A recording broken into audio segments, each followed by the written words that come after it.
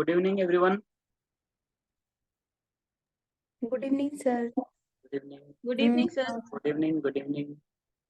अभी तक हमने डीडीसी का जो पोर्शन था 2 to 7 का डीडीसी पोर्शन था वो अभी तक हमने कवर किया था। और ए 2 to 7 का जो सेकंड पोर्शन है वो AACR 2, ठीक है, और मार्क, ये दोनों है सेकंड पोर्शन में। फर्स्ट पोर्शन आपका 35 मार्क्स का आएगा एग्जाम में, और सेकंड पोर्शन भी 35 मार्क्स का आएगा। आज से हम सेकंड पोर्शन शुरू करेंगे जो है AACR 2। Okay sir. ठीक है। AACR के लिए आपको केवल नोट और पेन चाहिए। इसके लिए आपको बुक नहीं चाहिए, ठीक है, कोई बुक नहीं चाहिए, क्योंकि इसका जो मटेरियल है वो मेरे पास है, मैंने PPT बनाया हुआ है, वो मैं आपको शेयर करता रहूंगा डेली।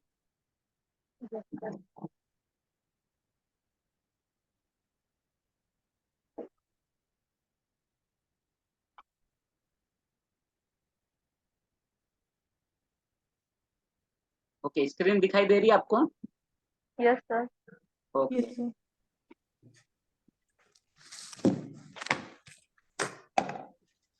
थोड़ा सा AACR का हम जो थ्योरेटिकल फ्रेमवर्क है उसके बारे में पढ़ लेते हैं, थोड़ी सी थियरी उसके बारे में पढ़ लेते हैं।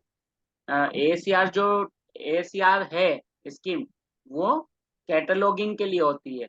और कैटलॉग आप सभी को पता होगा कि ये ग्रीक टर्म जो है, ग्रीक फ्रेज कैटालोगस, वहां से लिया गया है।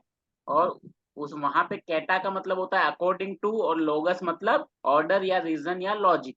ठीक है, किसी एक पर्टिकुलर लॉजिक से अरेंज किया जाना, उसे कैटालोगस कहा गया है। ठीक है, ग्रीक वर्ड में।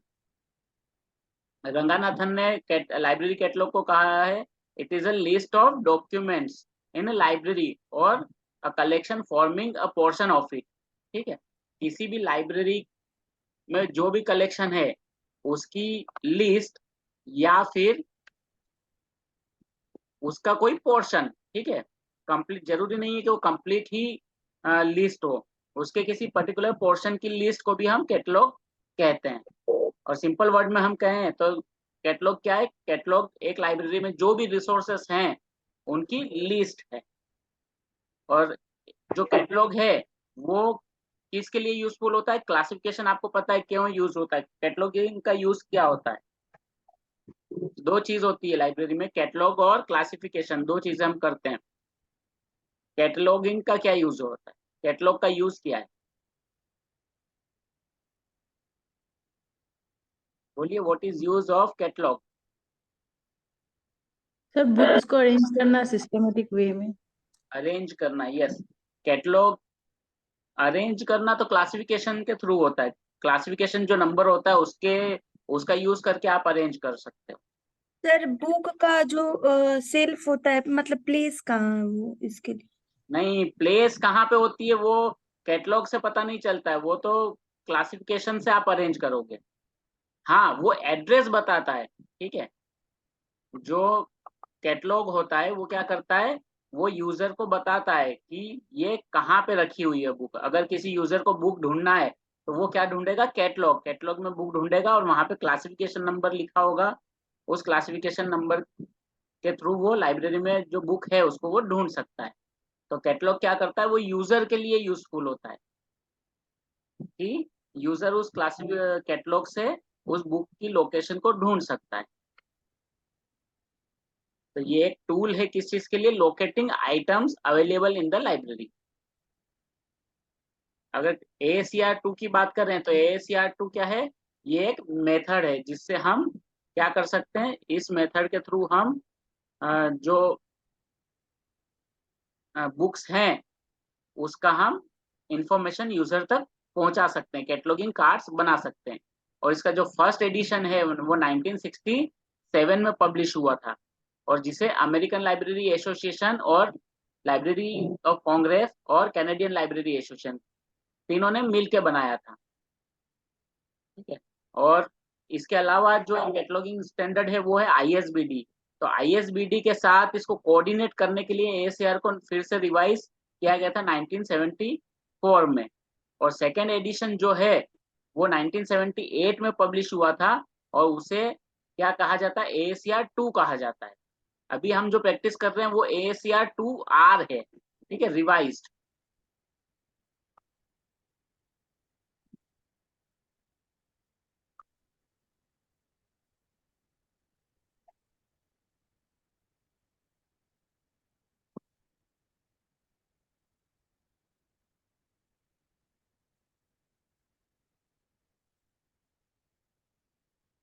1978 में इसका सेकेंड एडिशन पब्लिश हुआ, और उसके बाद जब जब भी जरूरत पड़ी उसे समय समय पे क्या कर दिया गया, रिवाइज किया गया, थोड़े थोड़े चेंजेस उसमें कर दिए गए। ठीक है, 1988 में इसको फिर से रिवाइज किया गया, और उससे पहले जितनी बार उसके छोटे मोटे चेंजेस आए थे जो 1982, 83, 85 अलग अलग आए थे, वो सारे इसमें इनकॉर्पोरेट कर लिए गए।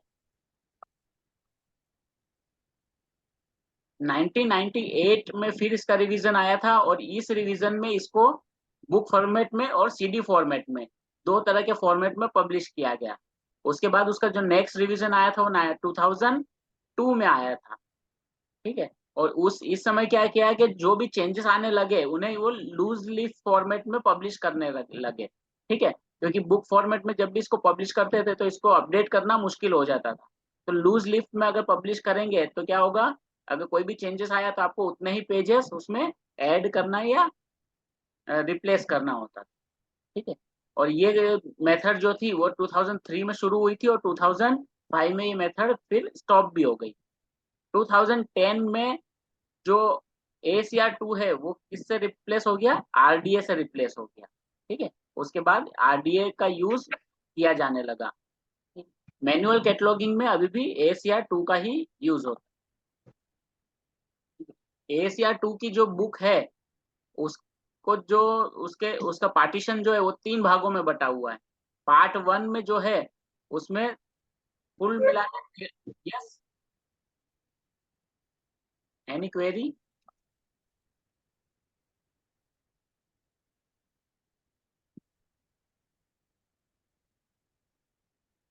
ओके, पार्ट 1 जो है वो डिस्क्रिप्शन वाला पार्ट है, जहाँ पे चैप्टर 1 में जनरल रूल्स हैं। चैप्टर 2 से लेके 12 तक जो चैप्टर्स हैं वहाँ पे रिसोर्स, अलग अलग रिसोर्स टाइप के अलग अलग रूल्स हैं। और चैप्टर 13 जो है वो एनालिटिकल एंट्रीज के बारे में डिस्कस करता है। ACR2R का जो पार्ट 2 है वो यूनिफॉर्म टाइटल्स और रिसोर्सेज की हेडिंग्स के बारे में डिस्कस करता है, उसके रूल्स को बताता है वो। और वहाँ पे जो है चैप्टर नंबर 21 वो चॉइस एंड एक्सेस पॉइंट्स के बारे में है, और चैप्टर नंबर 22 टू 26 वो एक्सेस जो पॉइंट्स है उसको कैसे बनाया जाए उसके ऊपर है। और पार्ट 3 जो है वो है एपेंडाइसेस, उसमें अलग अलग एपेंडाइसेस हैं, जो है कैपिटलाइजेशन के बारे में, एब्रीविएशन है, उसमें न्यूमरल्स है, ग्लोसरीज है।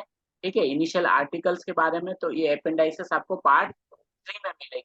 तो इस तरह से अ, जो ACR की बुक है वो 3 भागों में बटी हुई है।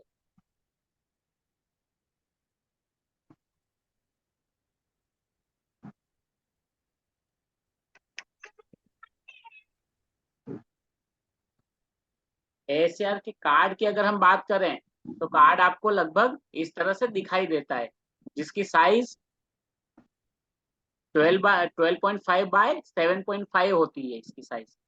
ठीक है, और यहाँ पे अगर देखा जाए तो यहाँ पे 2 वर्टिकल लाइन होती है और एक हॉरिजेंटल लाइन होती है जो आपके कार्ड पे आपको दिखाई देती है।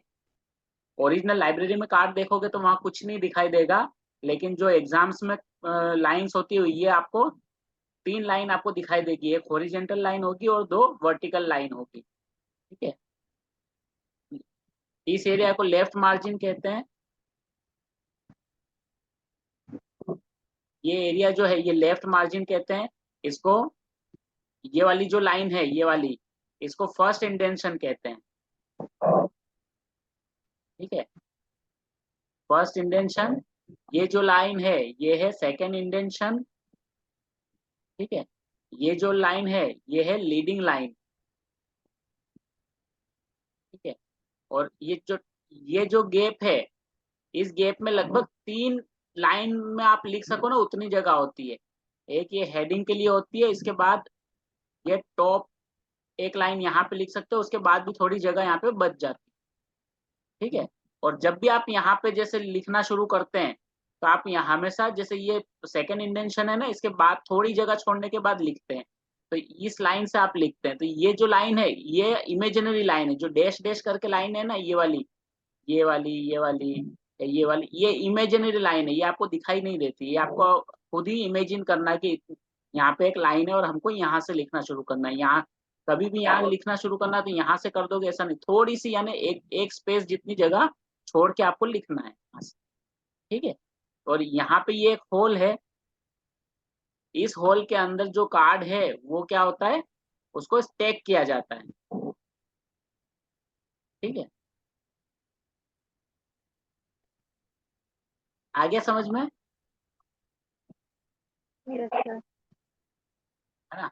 और जब एग्जाम में आप असाइनमेंट में बना रहे हो या एग्जाम में बना रहे हो तो आपको ये साइज का इतना ध्यान रखने की जरूरत नहीं है, क्योंकि ये ओरिजिनल अगर आप इस साइज का बनाओगे तो आपके कार्ड्स में जो हैंड रिटन से हाथ से लिखते हो तो आपका कार्ड कंप्लीट नहीं होगा, मल्टीपल कार्ड्स का आपको यूज करना पड़ेगा, ठीक है। तो वहां पे आप बड़ा, एग्जाम में सर इसे बनाना रहेगा। एग्जाम में जो रहेगा ना आपका कार्ड बना हुआ आएगा, आपको केवल डेटा फिलअप करना होगा, और नहीं भी फिलअप किया, नहीं भी बना हुआ आए तो आपको एक A4 साइज का जो एक पेपर यानी एक आंसर शीट जो आती है उसमें 2 कार्ड बनाने होते हैं आपको, अगर वर्टिकल लंबी वाली आंसर शीट आती है तो। अभी तो नहीं आती है इस तरह से, अभी तो कॉपी जैसी रहती है आंसर हाँ की। हाँ, वही वही कॉपी जैसी A4 साइज की अगर आती है तो उसमें 2 तक आप बना सकते हो, या तो जनरली तो मुझे जहां तक आइडिया है कि आपको छपी हुई मिलती है, अंदर ऑलरेडी कार्ड्स बने हुए होते हैं, जिन्होंने दी हुई एग्जाम उनको पता होगा। जिस तरह से जो 2 to 7 वाला पार्ट होता है वहां पे आपको ऑलरेडी बने हुए होते हैं कार्ड, और नहीं बने हुए हो तो आप अंदाज से थोड़ा बड़ा कार्ड बना सकते हो, ये साइज को अपने को आपको स्टैंडर्ड के फॉर्म में फॉलो करने की जरूरत नहीं होती है वहाँ, ठीक है। उसमें मार्क्स नहीं नहीं नहीं नहीं, वो कटेंगे अगर सर, आप नंबर नहीं बनाओगे जाएंगे। ना, वो आप अगर स्केल से माप के बनाओगे तो 7.5 और 7.5 बहुत छोटी सी होगी, इतना छोटा सा हाँ समझिए कि वो हाँ बहुत छोटा होगा, तो उसमें आप लिख नहीं पाओगे, बहुत छोटा होगा वो। तो मतलब किसी भी मेजरमेंट की चलेगी जो मतलब हाँ according to question.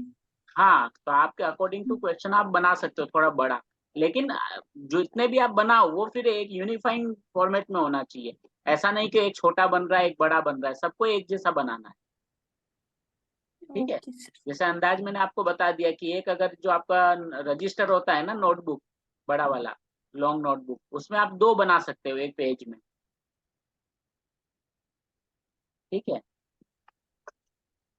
Okay sir. Okay, तो ये फॉर्मेट आपको समझ में आ गया, इसमें कोई क्वेरी नहीं है, किसी को क्लियर है।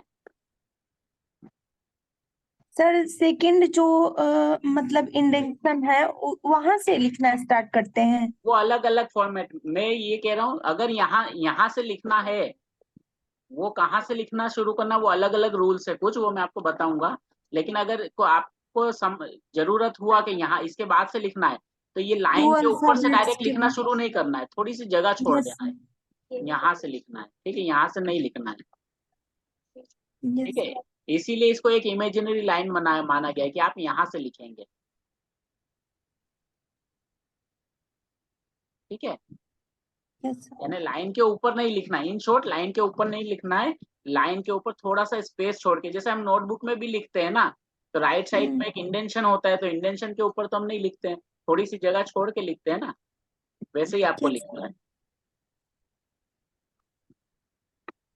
और ये फर्स्ट आपकी ACR फर्स्ट क्लास हो रही है, तो जहां भी आपको कोई भी कंफ्यूजन लग रहा है, छोटा भी, क्योंकि फर्स्ट क्लास सेकेंड क्लास ये बहुत ज्यादा इंपॉर्टेंट होगी, यहाँ पे हम रूल्स को डिस्कस करेंगे, और आपको थोड़ा भी डाउट लगे तो आप सीधा पूछ लीजिए क्वेश्चन, हिचकिचाना नहीं है, ठीक है। सर इसमें फिलअप करना रहेगा।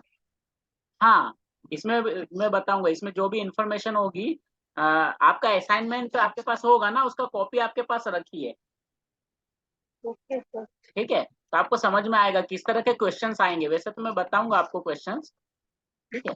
अब देखिए ओरिजिनल जो कार्ड होगा ना, देखो ये हैंड रिटन कार्ड है, ये हाथ से लिखा जाता है, तो इस तरह से कार्ड होता है, यहाँ पे देखिए कोई वर्टिकल लाइन नहीं है, कोई हॉरिजॉन्टल लाइन है, कुछ नहीं है, और ये वाला जो है ये देखिए ये इस तरह के स्टैक्स होते हैं, और ये जो नीचे मैंने होल बताया था इस तरह से ये होल वो हो जाते हैं, सारे जो कार्ड्स हैं इस तरह से यहाँ पे स्टैक हो जाते हैं, ठीक है ना। और इस तरह से फिर आप एक एक करके जैसे उंगलियां फिरा के इसको क्या कर सकते हैं, ढूंढ सकते हैं, यूजर उसको ढूंढ सकते हैं। और यहाँ पे बाहर लिखा होता है कि डिक्शनरी में जिस तरह से होता है ना, ए से शुरू होके ए बी तक कार्ड है, यहाँ पे इस पे लिखा होता है ताकि यूजर को ये पता चल जाए कि जो कार्ड है वो कौन से कार्ड यहाँ पे मिलेंगे।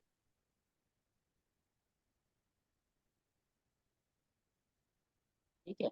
और ये एक लोहे की रोड होती है, देखिए, तो यहाँ पे सारे कार्ड्स जो होते हैं इसके अंदर पैक कर दिए जाते हैं, और बाहर फिर इसको क्या कर दिया जाता है, स्क्रू वो बोल्ट नट बोल्ट होता है उसमें लग जाता है आगे इसका, तो ये हिलते सर नहीं प्रेजेंट है। टाइम में भी यही यूज हो रहा है। अभी अभी देखिए, अभी तो सारे ऑनलाइन यूज कर रहे हैं, यस लेकिन सर, जहां भी है पुराने जहां भी कार्ड्स पड़े हैं, वो यही यूज कर रहे हैं। हो सकता है कुछ कुछ लाइब्रेरीज अभी भी यूज कर रही हो, लेकिन 90% तो अब यूज नहीं किए जाते हैं इसको, नए अब इसको यूज नहीं किए जाते हैं। ठीक है। कुछ लाइब्रेरीज इसको एंटिकनेस इसकी मेंटेन करने के लिए हो सकता है यूज कर रही हो, कुछ पर्टिकुलर सेक्शन के लिए, प्रेजेंट जैसे टाइम में तो थीसिस सर सेक्शन है। तो फुल्ली तो इसको नहीं, मुझे नहीं लगता कोई लाइब्रेरी यूज कर रही हो सकता है कोई पर्टिकुलर लाइब्रेरी हो, लेकिन 99% इसका यूज बंद हो चुका है। कुछ लाइब्रेरीज केवल इसको यानी मेंटेन करने के लिए, कि ये पुराना इस तरह से सिस्टम होता था उसको मेंटेन करने के लिए हो सकता है कि कुछ एक सेक्शन उसका हो जहाँ पे उसको यूज कर रहे हो। जैसे लाइब्रेरी में अलग अलग सेक्शंस होते हैं ना, जैसे कि समझिए कि रेफरेंस सेक्शन एक होता है तो वहाँ की बुक के लिए यूज कर लिया, या फिर थीसिस वाला एक सेक्शन होता है तो वहाँ की बुक के लिए यूज कर लिया। तो छोटा सा एक पार्ट उसमें उसको यूज किया जा रहा हो सकता है, लेकिन एज अ होल उसको नहीं यूज किया जा रहा है। प्रेजेंट टाइम में अभी इसका कोई यूज नहीं है। हाँ, इसको अब क्योंकि ऑनलाइन है, ऑनलाइन जो सिस्टम है वो बहुत चीपर है, और उसको मेंटेन करना इजी है ना, और उसको सर्च करना इजी है, बहुत सारे फायदे हैं उसके। इसके अंदर तो लिमिटेशंस काफी सारी है। ये सिर्फ एग्जाम के लिए ही है, हाँ प्रैक्टिकल ये, में यूज नहीं है। लेकिन देखिए ये थियोरी है, ये बेस है, इसलिए आपको इसको सीखना होगा। जैसे आप यस। ऑनलाइन कैटलॉग बनाते हो ना, तो रूल्स और जो फॉर्मेट है वो यहाँ ऑनलाइन कैटलॉगिंग में भी यही फॉलो होता है। ठीक है। जो रूल्स अभी हम देखेंगे ना, उसी तरह से ऑनलाइन कैटलॉग में भी लिखा जाता है उसको। पंक्चुएशन मार्क्स जो है, जो ऑर्डर है, जो सिस्टम है, वहां भी वही यूज होता है। ठीक है। केवल वहां पे कार्ड नहीं होते, उसकी जगह वो ऑनलाइन फॉर्मेट हो बस।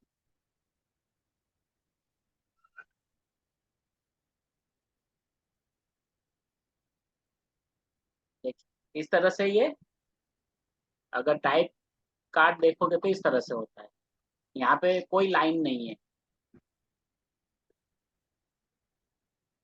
ठीक है।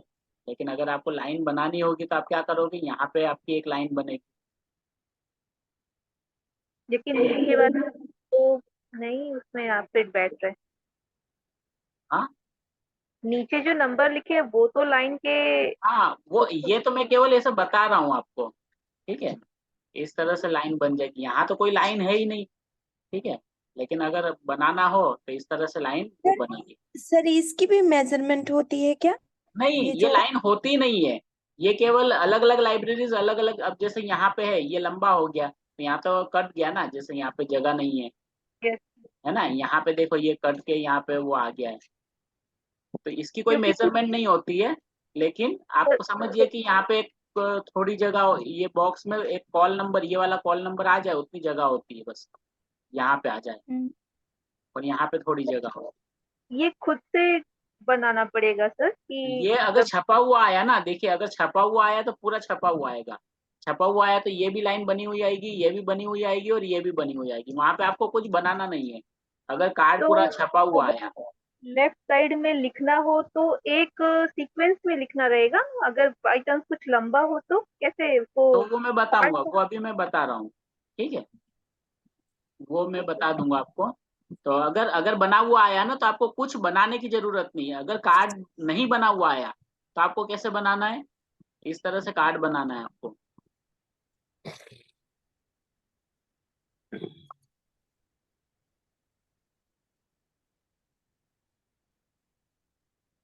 ठीक है। इस तरह का कार्ड बनेगा, अगर आपका नहीं बना हुआ आया है तो इस तरह से आपको कार्ड बनाना है। ठीक है।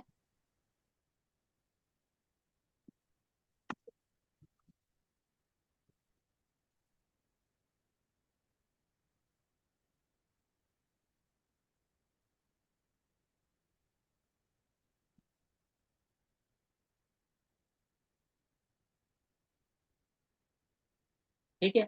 अब देखिए यहाँ पे जो भी इंफॉर्मेशन लिखी जाती है ना, यहाँ पे देखिए उन चीजों को क्या कहा जाता है, मैं आपको वो बताता हूँ।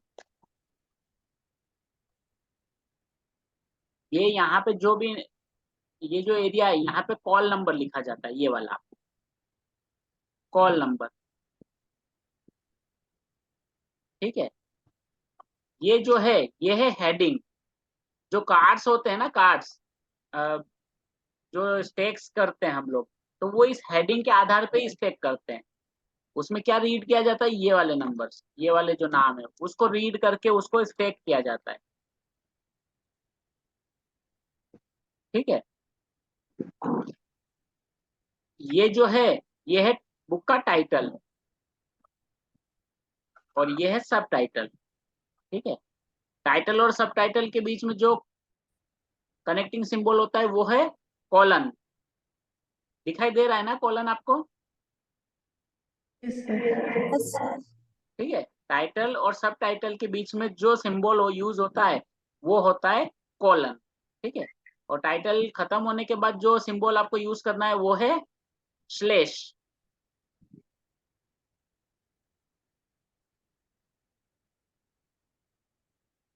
ठीक है। और उसके बाद आपको लिखना है ऑथर का नाम, जिसको कहा जाता है स्टेटमेंट ऑफ रिस्पॉन्सिबिलिटी। यहाँ पे ऑथर भी आ सकता है, एडिटर भी आ सकता है,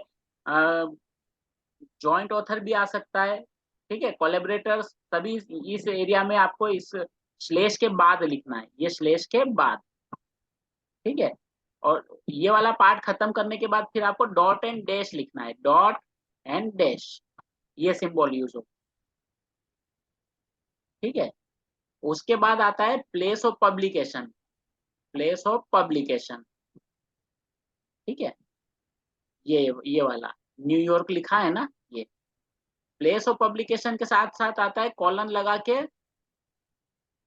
पब्लिशर, पब्लिशर। ठीक है। उसके बाद कॉमा लगाना है और ईयर लिखना है, ईयर, और उसके बाद फुल स्टॉप।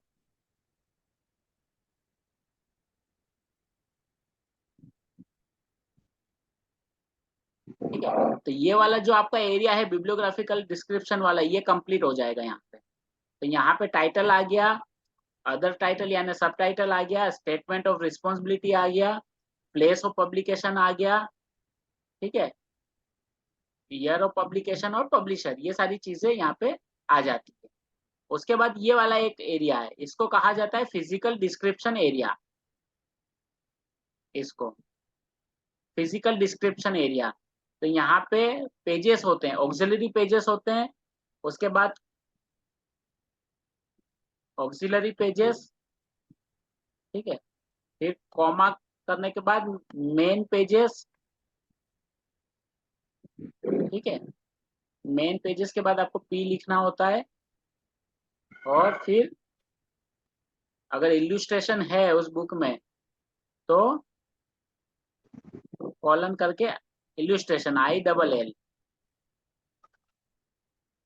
फिर सेमी कॉलन और साइज।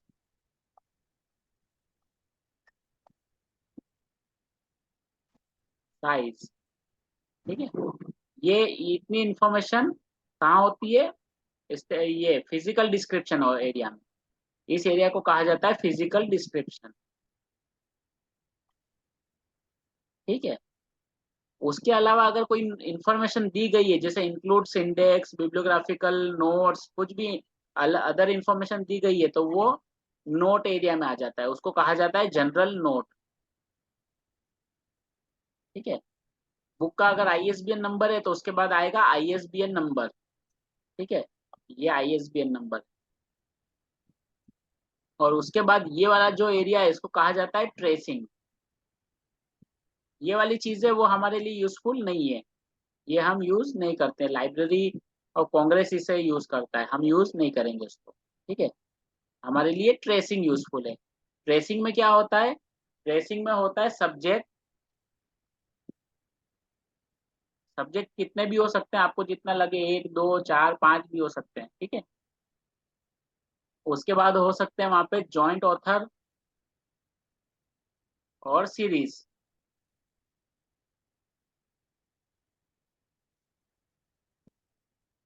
ठीक है, ये सारी इंफॉर्मेशन कहाँ होती है? ट्रेसिंग में होती है।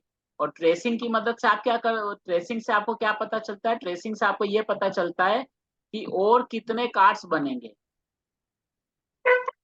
ठीक है, ट्रेसिंग से आपको पता चलेगा नंबर ऑफ कार्ड, कितने कार्ड्स आप बनाओगे, नंबर ऑफ कार्ड्स।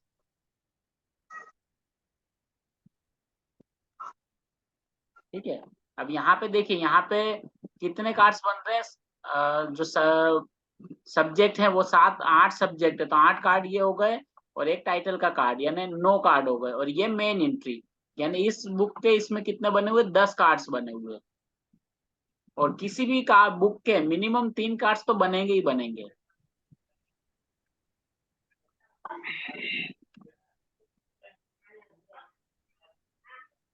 ठीक है, तो ये कोई एक ही कार्ड में है तो 10 कार्ड कहाँ बने इसमें? ये तो 10 मेन है। एंट्री है, ये जो कार्ड है ना, ये मेन एंट्री कार्ड है। ऐसे ही इसके जैसे देखिए, ये वाला जो है ये मेन एंट्री है। मेन एंट्री ऑथर के नाम से बनाई हुई है। ठीक है, अब जो इसकी इसकी कितने 8 जो है, यहाँ पे देखिए, ये 8 जो है ये सब्जेक्ट्स हैं। यहाँ पे जो सब्जेक्ट्स होते हैं ना, वो अरेबिक नंबर का यूज करके लिखे जाते हैं। देखिए, ये सारे अरेबिक नंबर का यूज किए गए हैं, 8 नंबर तक ये सारे सब्जेक्ट हैं। तो सब्जेक्ट हमेशा अरेबिक नंबर का यूज करके बनाया जाता है। और जॉइंट ऑथर और जो सीरीज है, वो रोमन नंबर का यूज करके बनाया जाता है। ये देखिए, यहाँ पे रोमन नंबर का यूज किया है। जो टाइटल लिखा है ना, हाँ, जॉइंट ऑथर, सीरीज और टाइटल भी आता है, टाइटल। ठीक है, तो ये सारी चीजें अगर वहां पे है तो ये रोमन नंबर में आएगी। रोमन नंबर पता है ना, ये वाला, इसको रोमन नंबर कहा जाता है। और जो हम 1 2 लिखते हैं, 1 2 3, ये है अरेबिक नंबर। ठीक है, तो ये अरेबिक नंबर में लिखे जाते हैं, और इसे रोमन नंबर में लिखा जाता है। ठीक है, अब यहाँ पे देखिए, यहाँ पे 8 नंबर तक लिखा हुआ है ना, तो 8 सब्जेक्ट दिए हुए हैं, तो 8 सब्जेक्ट कार्ड बनेंगे इसके, और एक बनेगा टाइटल कार्ड, यानी टोटल 9 कार्ड्स और बनेंगे। ठीक है, और 9 कार्ड के अलावा ये मेन एंट्री तो है ही है, तो टोटल कार्ड कितने हो गए? 10 हो गए।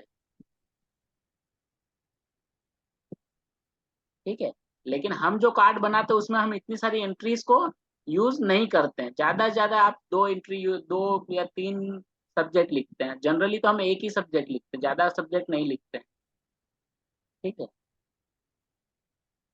तो हमारे केसेस में जनरली 3 कार्ड्स बनते हैं। ठीक है, कभी कभी वो ऑथर अगर ज्यादा है तो 5 तक भी बन जाते सब क्लास हैं। और तीसरा टाइटल। Yes, हाँ। ठीक है, और 3 कार्ड्स कौन कौन से, अगर मिनिमम भी 3 कार्ड हम गिनते हैं, तो एक मेन एंट्री होगी। ठीक है, मेन एंट्री, और एक होगी सब्जेक्ट एंट्री, और थर्ड होगी टाइटल एंट्री।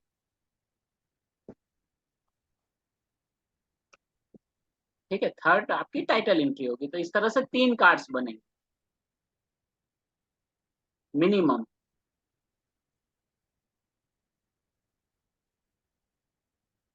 ठीक है, और इनको हम जो जितने भी दूसरे कार्ड्स बनते हैं, उनको हम क्या कहते हैं? एडेड एंट्री भी कहते हैं उसको। एनालिसिस करना पड़ेगा एग्जाम में या फिर फिलअप करना पड़ेगा? एनालिसिस नहीं करना है, आपको केवल फिल करना है। यानी वो आपको सारी इंफॉर्मेशन दी गई होगी, और उसको आपको अरेंज करके उसमें लिखना होगा कार्ड के अंदर। सिस्टमेटिक रूप से जैसे आप हाँ, बता रहे हो। ये आप अगर वैसा समझे ना, जो छोटे बच्चे जंप वो खेलते हैं ना, कार्ड वो मैप कार्ड अरेंज ला के करते नहीं हैं, देते, पजल पेरेंट्स मैप ला पजल के देते हैं, वो जंबल्स होता है ना, स्क्रैम्बल पजल किए जैसा। हुए है, उसको फिर अरेंज करते हैं, वो इंडिया का मैप बनाओ। या कार्टून में कुछ होते हैं जिसको फिर अरेंज करते हैं वो लोग बच्चे बैठ के, रिडल गेम्स टाइप्स। हाँ इसमें वैसा ही है। सिस्टमैटिक तो आपको आपको ये सिस्टमेटिक सारी, रूप से अरेंज करना है, क्या यस वो पहले सारी क्या ये आएगा हाँ, पहले। तो ये सारी इंफॉर्मेशन जो है ना, इसमें इस इंफॉर्मेशन को छोड़ के, ट्रेसिंग में ये सब्जेक्ट इंफॉर्मेशन को छोड़ के सारी इंफॉर्मेशन आपको दी हुई होगी, ये सारी इंफॉर्मेशन आपके पास होगी, आपको केवल उसको अरेंज करना। और ये हेडिंग भी दी रहेगी, मेन एंट्री और नहीं, सब्जेक्ट। मेन एंट्री तो जो फर्स्ट एंट्री होगी वो मेन एंट्री, हेडिंग तो आपको लिखना है। खुद से ठीक है, ढूंढ के लिखना है कि मेन नहीं हेडिंग क्या आपको होगी। पता होगा जो फर्स्ट एंट्री होती है ना वो मेन एंट्री होती है, वो कैसे आप आइडेंटिफाई करोगे उसके बारे में भी हम डिस्कस करेंगे, वो आपको पता चल जाएगा कि मेन एंट्री किसे कहते हैं। ओके। ठीक है, और इसके अलावा जो इन्फॉर्मेशन दी हुई होगी उसका आपको इस कार्ड के अलावा मार्क एंट्री भी बनाना है। ठीक है, उसी का आपको मार्क में भी उसको आपको अरेंज करना है, mark format, machine readable catalogue, उस फॉर्मेट में भी आपको उसको अरेंज करना। वो आपके लिए थोड़ा सा डिफिकल्ट होगा क्योंकि वहां पे आपको जो टैग्स है उसको याद करना होगा, है ना। और टैग्स भी आपको अगर जितने 6-7 5-6 दिन हम क्लास लेंगे उतने दिन आपने सारे अटेंड किया, सारे प्रैक्टिस करोगे तो आपको टैग अपने आप याद हो जाएंगे। जिस तरह से बहुत सारे डीडीसी के नंबर आपको याद हो गए ना, यस यस। उस तरह से टैग्स भी याद हो जाएंगे आप। सर ऑक्सिलरी पेजेस कौन सा होता है सर? आपने कोई भी बुक देखी होगी ना, उसमें इस तरह के अरेबिक नंबर में रोमन नंबर में इनिशियल में कुछ पेज लिखे होते हैं।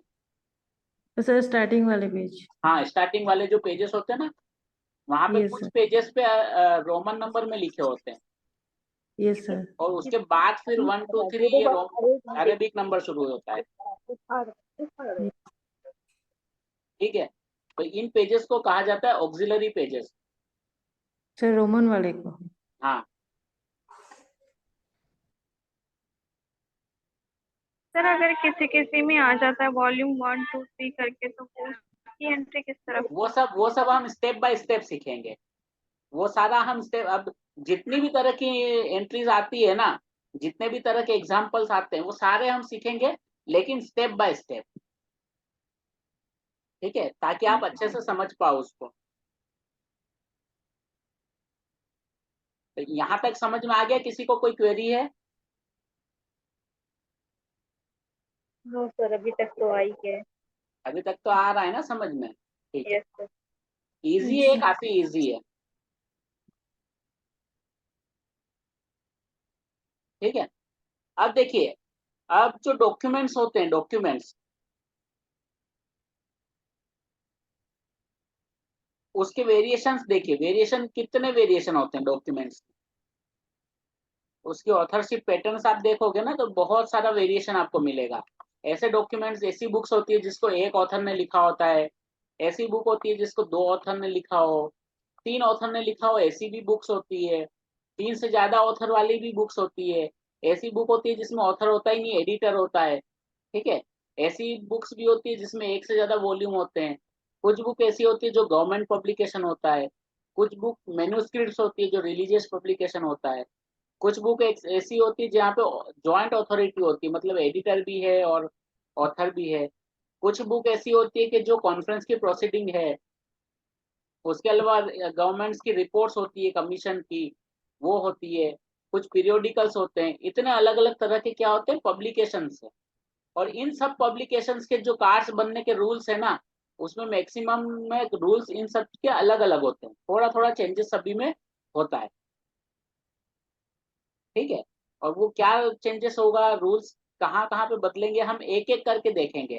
ठीक है, एक ऑथर का देखेंगे, 2 ऑथर का देखेंगे, 3 का देखेंगे। ठीक है, सभी जितने भी अलग अलग तरह के एग्जाम्पल्स हैं उन सभी तरह के एग्जाम्पल्स को हम सॉल्व करेंगे और उसको समझेंगे, ताकि आपके जितने भी असाइनमेंट के क्वेश्चंस हैं या फिर एग्जाम में क्वेश्चंस अगर आए तो उनको आप सॉल्व कर पाओ।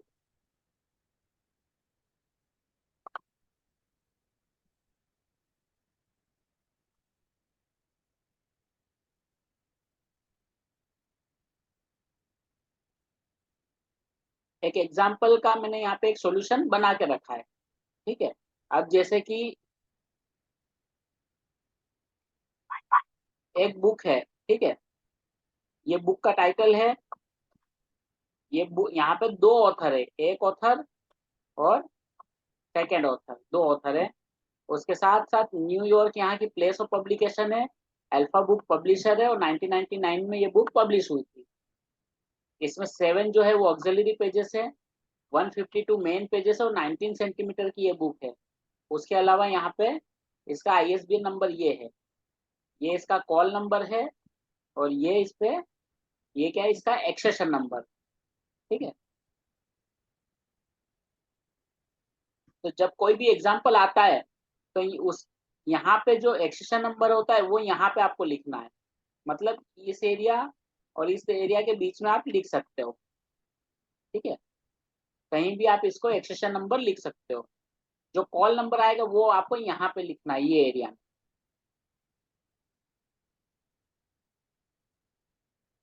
Call number pen. हाँ, ये जो कॉल नंबर है इसको आपको पेंसिल से लिखना है। कॉल नंबर हमेशा पेंसिल से ये लिखना होता है। सर पेंसिल से क्यों? पेंसिल से हम इसलिए लिखते हैं ताकि अगर समझिए कि कोई लाइब्रेरी है, उसको अपना पूरा क्लासिफिकेशन सिस्टम पूरा चेंज करना है, तो वो उसको क्या फर्क, वो क्या करेगा, वो सारे कार्ड्स में से केवल कॉल नंबर मिटा के दूसरे जो नए सिस्टम से जो कार्ड कॉल नंबर बनाए वो लिख देंगे। बाकी तो कुछ चीजें इसमें चेंज नहीं होगी, कॉल नंबर ही चेंज होगा। तो इसलिए सिर्फ कॉल नंबर ही पेंसिल से लिखते हैं, बाकी सब पेन से, हाँ ऐसा? हाँ, कॉल नंबर हमेशा पेंसिल से लिखते हैं और बाकी सब पेन से। तो सर एग्जाम में भी वैसे ही लिखेंगे? हाँ, एग्जाम में भी आप है ना इस एरिया इसको पेंसिल से लिखिए और ये सारा पेन से लिखिए। ठीक है, ये सारा आप कैसे लिखोगे, पेन से। ठीक है, और ये वाला जो है आप लिखोगे इसको पेंसिल से। ठीक है, यस सर, ये नीचे वाला लाइन क्या है, बजट? हाँ, सर बुक नंबर को पेंसिल से लिखना है क्या? कॉल नंबर को पेंसिल से लिखना है, कॉल नंबर जो है उसको आपको पेंसिल। Sir book number. हाँ, ये दोनों कॉल नंबर किसे कहते हैं, बुक नंबर और ये अगर केवल इसको अकेले को मैं बोलूंगा तो इसको मैं कॉल नंबर नहीं कहूंगा, इसको मैं क्लास नंबर कहूंगा। ठीक है, ओके क्लास सर। नंबर और बुक नंबर दोनों मैंने मिल क्या करके कहा, मैंने कहा कॉल नंबर। कॉल नंबर क्या होता है, call number is equal to class number plus book number. ठीक है, ये दोनों मिला के कॉल नंबर बनते हैं। Class number plus book number is equal to call number. ठीक है, तो मैंने कॉल नंबर कहा, तो ये दोनों चीजें इसमें आ जाती, तो ये दोनों आपको कैसे लिखना है, पेंसिल से लिखना है, और बाकी सब आपको पेन से लिखना है। ठीक है, और ये यहाँ का ये ISBN नंबर है, और ये जो है इस पार्ट को हम क्या कहेंगे, इसको हम कहेंगे ट्रेसिंग।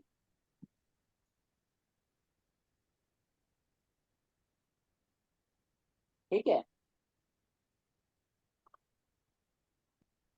कौन सा वाला सर? ये वाला पार्ट इसको हम कहते हैं ट्रेसिंग। इसको हम कहेंगे ट्रेसिंग, इसको हम कहेंगे फिजिकल डिस्क्रिप्शन एरिया, और इसको हम कहेंगे बिब्लियोग्राफिकल इंफॉर्मेशन एरिया। ठीक है, और इसके भी अलग अलग पार्ट होते हैं, ये टाइटल हुआ, ये स्टेटमेंट ऑफ रिस्पॉन्सिबिलिटी हुआ। ठीक है, ये publisher, place of publication, publisher और ईयर ऑफ पब्लिकेशन आ गया। ये है हेडिंग, ये है हेडिंग। ठीक है, अब इसको बनाते कैसे हैं, क्योंकि आपको ये बना हुआ तो आएगा नहीं, आपको एक पैराग्राफ में ये सारी इंफॉर्मेशन जंबल करके दी हुई होगी, आपको इसको बनाना कैसे है। तो अब यहाँ पे कुछ रूल्स मैं बता रहा हूँ, वो ध्यान में रखिए।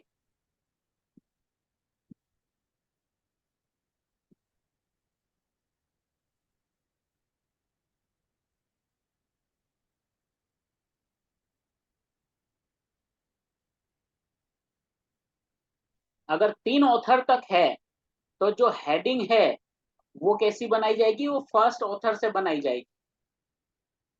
ठीक है, और हेडिंग जो है वो हमेशा आपको कैसे लिखना है, इनवर्स करके लिखना है, इनवर्स फॉर्मेट में लिखना है, इनवर्स फॉर्म में लिखना है। इनवर्स फॉर्म का मतलब होता है सरनेम पहले comma first name family name,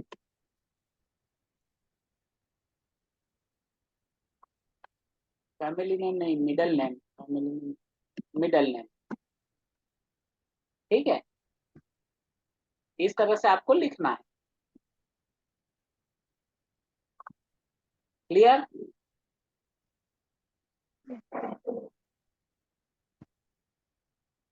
any query? Single word name हो तो सर? सिंगल वर्ड नेम हो तो मतलब तो सिंगल ही लिख देना है। अगर जैसे किसी का नाम है आशुतोष तो केवल आपको यहाँ पे आशुतोष ही लिख देना है।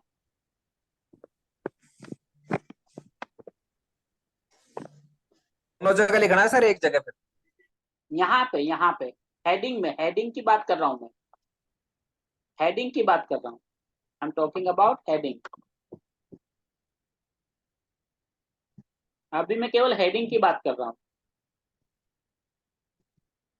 Okay sir.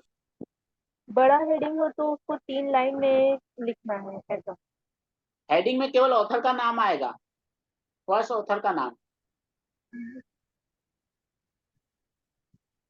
तो हेडिंग कहाँ से शुरू होगी, ये जो लीडिंग लाइन है इसके ऊपर शुरू होती है, ठीक है, इसके ऊपर, और फर्स्ट इंडेंशन से शुरू होती है। फर्स्ट इंडेंशन है, फर्स्ट इंडेंशन है, यहाँ से शुरू किया हमने। तो गैप नहीं छोड़ेंगे सर? कौन सा गैप नहीं छोड़ेंगे? आपने बताया था कि थोड़ा सा यहाँ मार्जिन छोड़ा हुआ है ना, देखिए छोड़ा हुआ है ना थोड़ा सा गैप। हाँ। लाइन पे से नहीं लिखना, थोड़ा सा दूर लिखना है। सिर्फ सर अगर 3 ऑथर का होगा तो उसमें सिर्फ जो फर्स्ट ऑथर होंगे उन्हीं का मेंशन करेंगे। हेडिंग, हेडिंग में अभी मैं हेडिंग की बात कर रहा हूँ। तो सर हाँ सर, सेकंड लाइन, इसी हेडिंग में सिर्फ 1 ऑथर का ही और बाकी 2 लोगों का नहीं। हाँ बताता हूँ मैं। यहाँ पे हम फर्स्ट ऑथर का नाम ही मेंशन करेंगे, वो भी कैसे करेंगे, surname first, first name middle name, ठीक है। सर सेकंड लाइन से थोड़ा सा मार्जिन देकर लिखना था ना, या फर्स्ट लाइन से? सेकंड लाइन से। हेडिंग हमेशा यहाँ से शुरू होती है, हेडिंग हमेशा यहाँ से शुरू होती है, फर्स्ट इंडेंशन से, ठीक है। तो वो लाइन को कट भी हो सकता है जो सेकंड लाइन है। इंडेंशन है ये कट होगी, सेकंड इंडेंशन के ऊपर जाएगा, लेकिन फर्स्ट इंडेंशन के ऊपर नहीं लिखना है, ओके सर। ठीक है। सेकंड इंटेंशन के ऊपर चला जाएगा क्योंकि आप कंटिन्यूस लिख रहे हैं। अगर आपको लिखना है सेकंड इंटेंशन से तो आप यहाँ पे गैप छोड़ोगे, आपको फर्स्ट इंटेंशन से लिखना है तो आप यहाँ पे गैप छोड़ोगे, लेकिन फिर सेकंड इंटेंशन के ऊपर लिखोगे चलेगा, कोई इशू नहीं। जो लाइन आप यहाँ से लिख रहे हो ना फर्स्ट इंटेंशन से, वो लाइन सेकंड इंटेंशन के ऊपर जाएगी तो कोई प्रॉब्लम नहीं है, ठीक है। तो ऐसा रूल नहीं है कि सेकंड से लिखना है, फर्स्ट से ही लिख सकते? वो अलग अलग जगह पे अलग अलग रूल्स हैं, कहीं भी नहीं लिखना। ये हेडिंग यहाँ से शुरू होती है मतलब यहीं से शुरू होगी। अगर आपने हेडिंग को यहाँ से शुरू कर दिया ना ये वाली, तो आपको मार्क्स 0 हो जाएंगे। स्पेस भी छोड़ना होता है सर? कहाँ पे यहाँ स्पेस? तो देखिए नाम लिखना है ना, नाम जैसे लिखते हैं आप, जैसे अपना नाम लिखते हो वैसे लिखना है। यहाँ पे इंडेंशन और फर्स्ट इंडेंशन के बीच में, फर्स्ट इंडेंशन में थोड़ी सी जगह तो छोड़ना है, ये यहाँ पे छोड़ी हुई है ना हमने, इस लाइन के ऊपर तो नहीं लिखना है आपको, ठीक है, थोड़ी सी दूर लिखिए,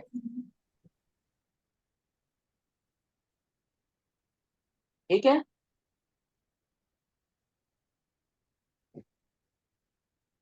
कोई कंफ्यूजन?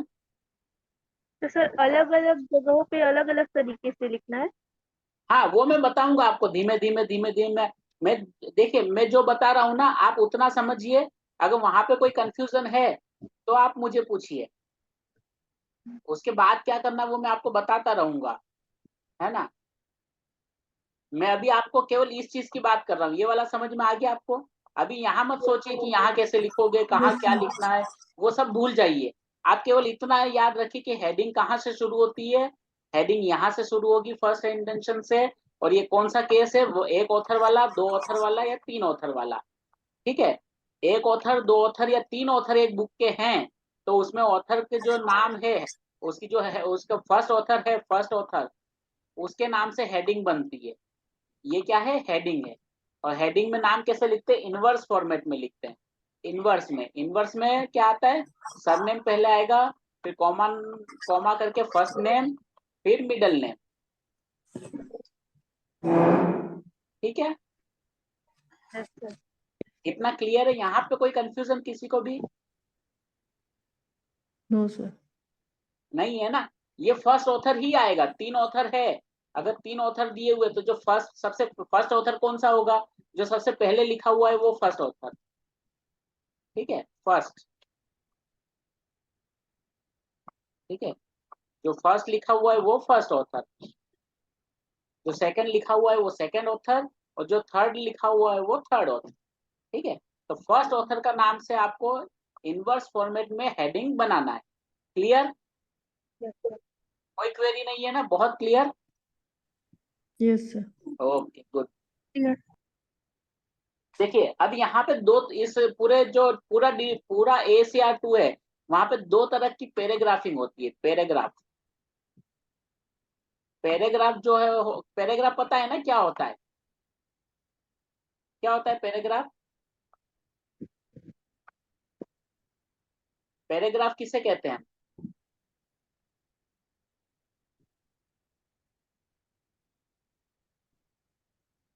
तो सेंटेंस जो लिखे होते हैं एक ग्रुप में रहते हैं, उसके बाद फिर दूसरा हाँ, यस, एडिशन उसको ऑफ एक पैराग्राफ बोलते हैं। यानी ये आपने दो लाइन लिखी, ठीक है, तीन लाइन का पैराग्राफ भी हो सकता है, दो लाइन का भी हो सकता है, 10 लाइन का भी पैराग्राफ हो सकता है। ठीक है, तो उस वो पैराग्राफ यहाँ पे है, वो आप दो तरह से पैराग्राफ लिखे जाते हैं यहाँ पे। एक होता है जो नॉर्मल आप लिखते हो, ठीक है, आपने लिखा यहाँ से, सेकंड लाइन यहाँ से शुरू करते हैं, हम नोटबुक में इसी तरह से लिखते हैं ना। Yes, sir. आप कुछ भी लिखोगे तो आप इसी तरह से लिखोगे, है ना? ये पैराग्राफ पता है, नॉर्मल हैंड राइटिंग वाला। Yes. ठीक है, और दूसरा पैराग्राफ होता है, एक हैंगिंग फॉर्मेट होता है।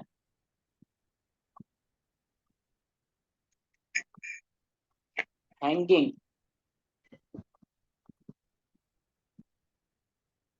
ठीक है, हैंगिंग फॉर्मेट क्या होता है, जैसे इसमें फर्स्ट लाइन छोटी होती है और बाकी की लाइन थोड़ी बड़ी होती है ना? ये शुरुआत यहाँ से हुई लेकिन सेकंड लाइन यहाँ से शुरू होती है। लेकिन हैंगिंग फॉर्मेट की में क्या होती है, फर्स्ट लाइन बड़ी होती है और उसके बाद सेकंड लाइन जो होती है वो सारी छोटी होती है, सेकंड, थर्ड, फोर्थ, जितनी भी लाइन।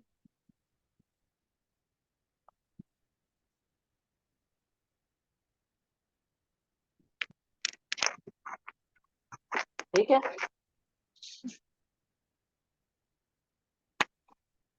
आए फॉर पैराग्राफ समझ में, ये वाला फॉर्मेट? Yes sir. ठीक है, तो दो तरह के इसमें पैराग्राफ्स होते हैं। अब ये दोनों तरह के पैराग्राफ्स को हम कैसे लिखेंगे?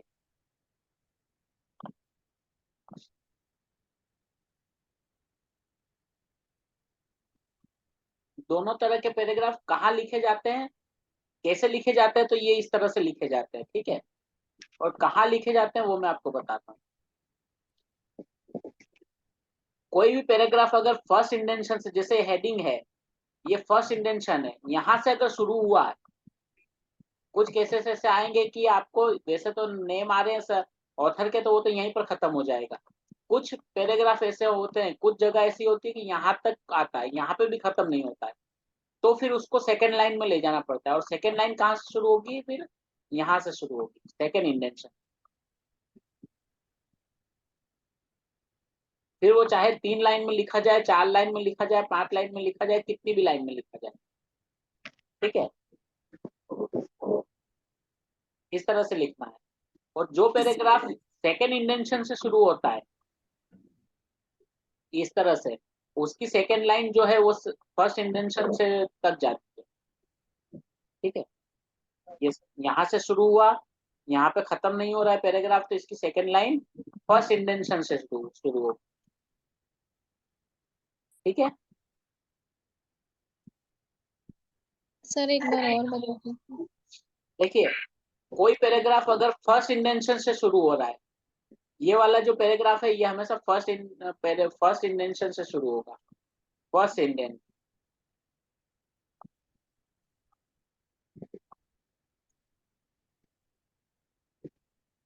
फर्स्ट इंडेंट, और ये वाला जो पैराग्राफ है वो सेकेंड इंडेंशन से शुरू होगा।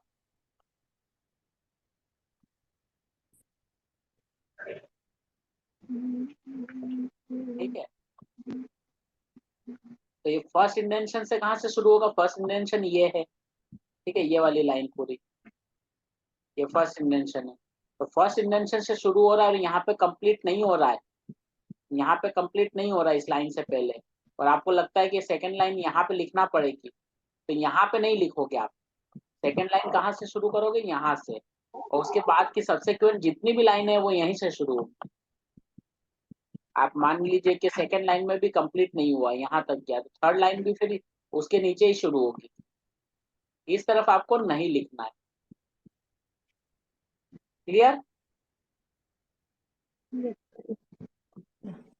Hanging format. Sir full stop नहीं आ जाता तब तक कंटिन्यू वहीं तक, मतलब हाँ, सेकंड इंटेंशन को ही फुल लिखेंगे।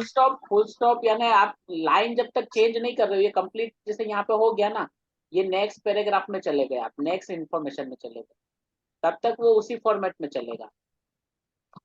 ठीक है, फुल स्टॉप तक। ठीक है, और अगर आप नॉर्मल यानी ये पैराग्राफ तो नॉर्मल राइटिंग में लिख रहे हो, तो वो वाला कहाँ से शुरू होता है? वो सेकेंड इंडेंशन से शुरू होगा। ये सेकेंड इंडेंशन देखिए, ये सेकेंड इंडेंशन, और सेकेंड इंडेंशन से जो लाइन लिखना आप शुरू करोगे, अगर वो कंप्लीट नहीं हो रही है एक लाइन में और दूसरी लाइन लिखना है, तो उसकी दूसरी लाइन कहाँ आएगी? फर्स्ट इंडेंशन।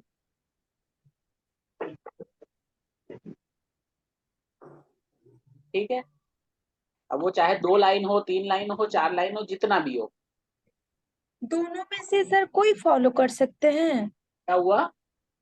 दोनों में से कोई फॉलो कर सकते हैं या फिर हेडिंग के लिए ये वाला? नहीं, वो मतलब कहाँ पे कौन सा फॉलो करना है वो मैं आपको बताऊंगा, लेकिन दोनों को कैसे यूज करना है मैं अभी ये बता रहा हूँ। कोई भी फॉलो नहीं कर सकते, ऑप्शन नहीं है ये।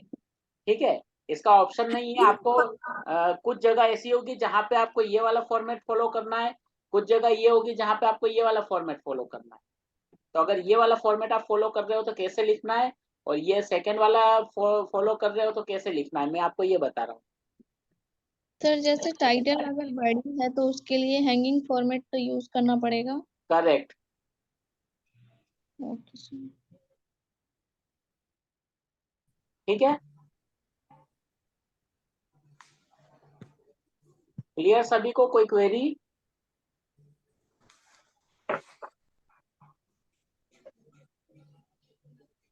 Yes sir.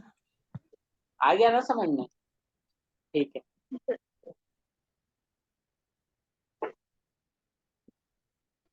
ओके। तो आपने ये सारी इंफॉर्मेशन समझिए कि आपको कहाँ पे दी हुई है, एक पैराग्राफ फॉर्मेट में दी गई है। ठीक है, अब यहाँ पे आपने देखा इसमें कि यहाँ पे केवल 2 ऑथर का नाम है।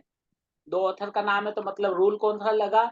हेडिंग जो है वो कौन से यानी कहाँ से बनेगी? फर्स्ट ऑथर से। फर्स्ट ऑथर का नाम यहाँ पे देखिए क्या है? जेनिफर बेसिये सेंडर्स। तो हमने सेंडर्स, जेनिफर, बेसिये, ठीक है, ये हमने लिख दिया। ये हेडिंग इसकी हो गई रेडी। हेडिंग लिखने के बाद हम क्या करेंगे? ये नीचे वाले पार्ट में आ जाएंगे, क्योंकि यहाँ पे हेडिंग कंप्लीट मतलब हमारा यहाँ पे हमने हेडिंग लिख रहा है, उस फर्स्ट ऑथर का नाम यहाँ पे आ गया, मतलब हमारा काम हमेशा कंप्लीट। सरनेम से ही हेडिंग शुरू होगी। यस, हेडिंग हमेशा सरनेम से ही शुरू होगी। ठीक है, सरनेम आएगा, फिर फर्स्ट नेम आएगा, और उसके बाद और मिडिल नेम दिया हुआ है तो फिर मिडिल नेम आएगा। ठीक है, तो हेडिंग बनाने के बाद हम इसका मेन पैराग्राफ, मेन बिब्लियोग्राफिकल इंफॉर्मेशन का पैराग्राफ है वो बनाएंगे। उसमें सबसे पहले आपको क्या लिखना है, बुक का टाइटल, ये बुक का टाइटल है, ठीक है। The pocket idiot's guide to living on a budget, ठीक है, ये बुक का नाम है, तो बुक का हमने नाम लिखा, और उसके बाद नेम के बाद मैंने बताया था क्या आता है, स्लेश आता है। बुक के टाइटल के बाद क्या आएगा, स्लेश आएगा, ये आपको याद रखना है। सबसे पहले आएगा टाइटल,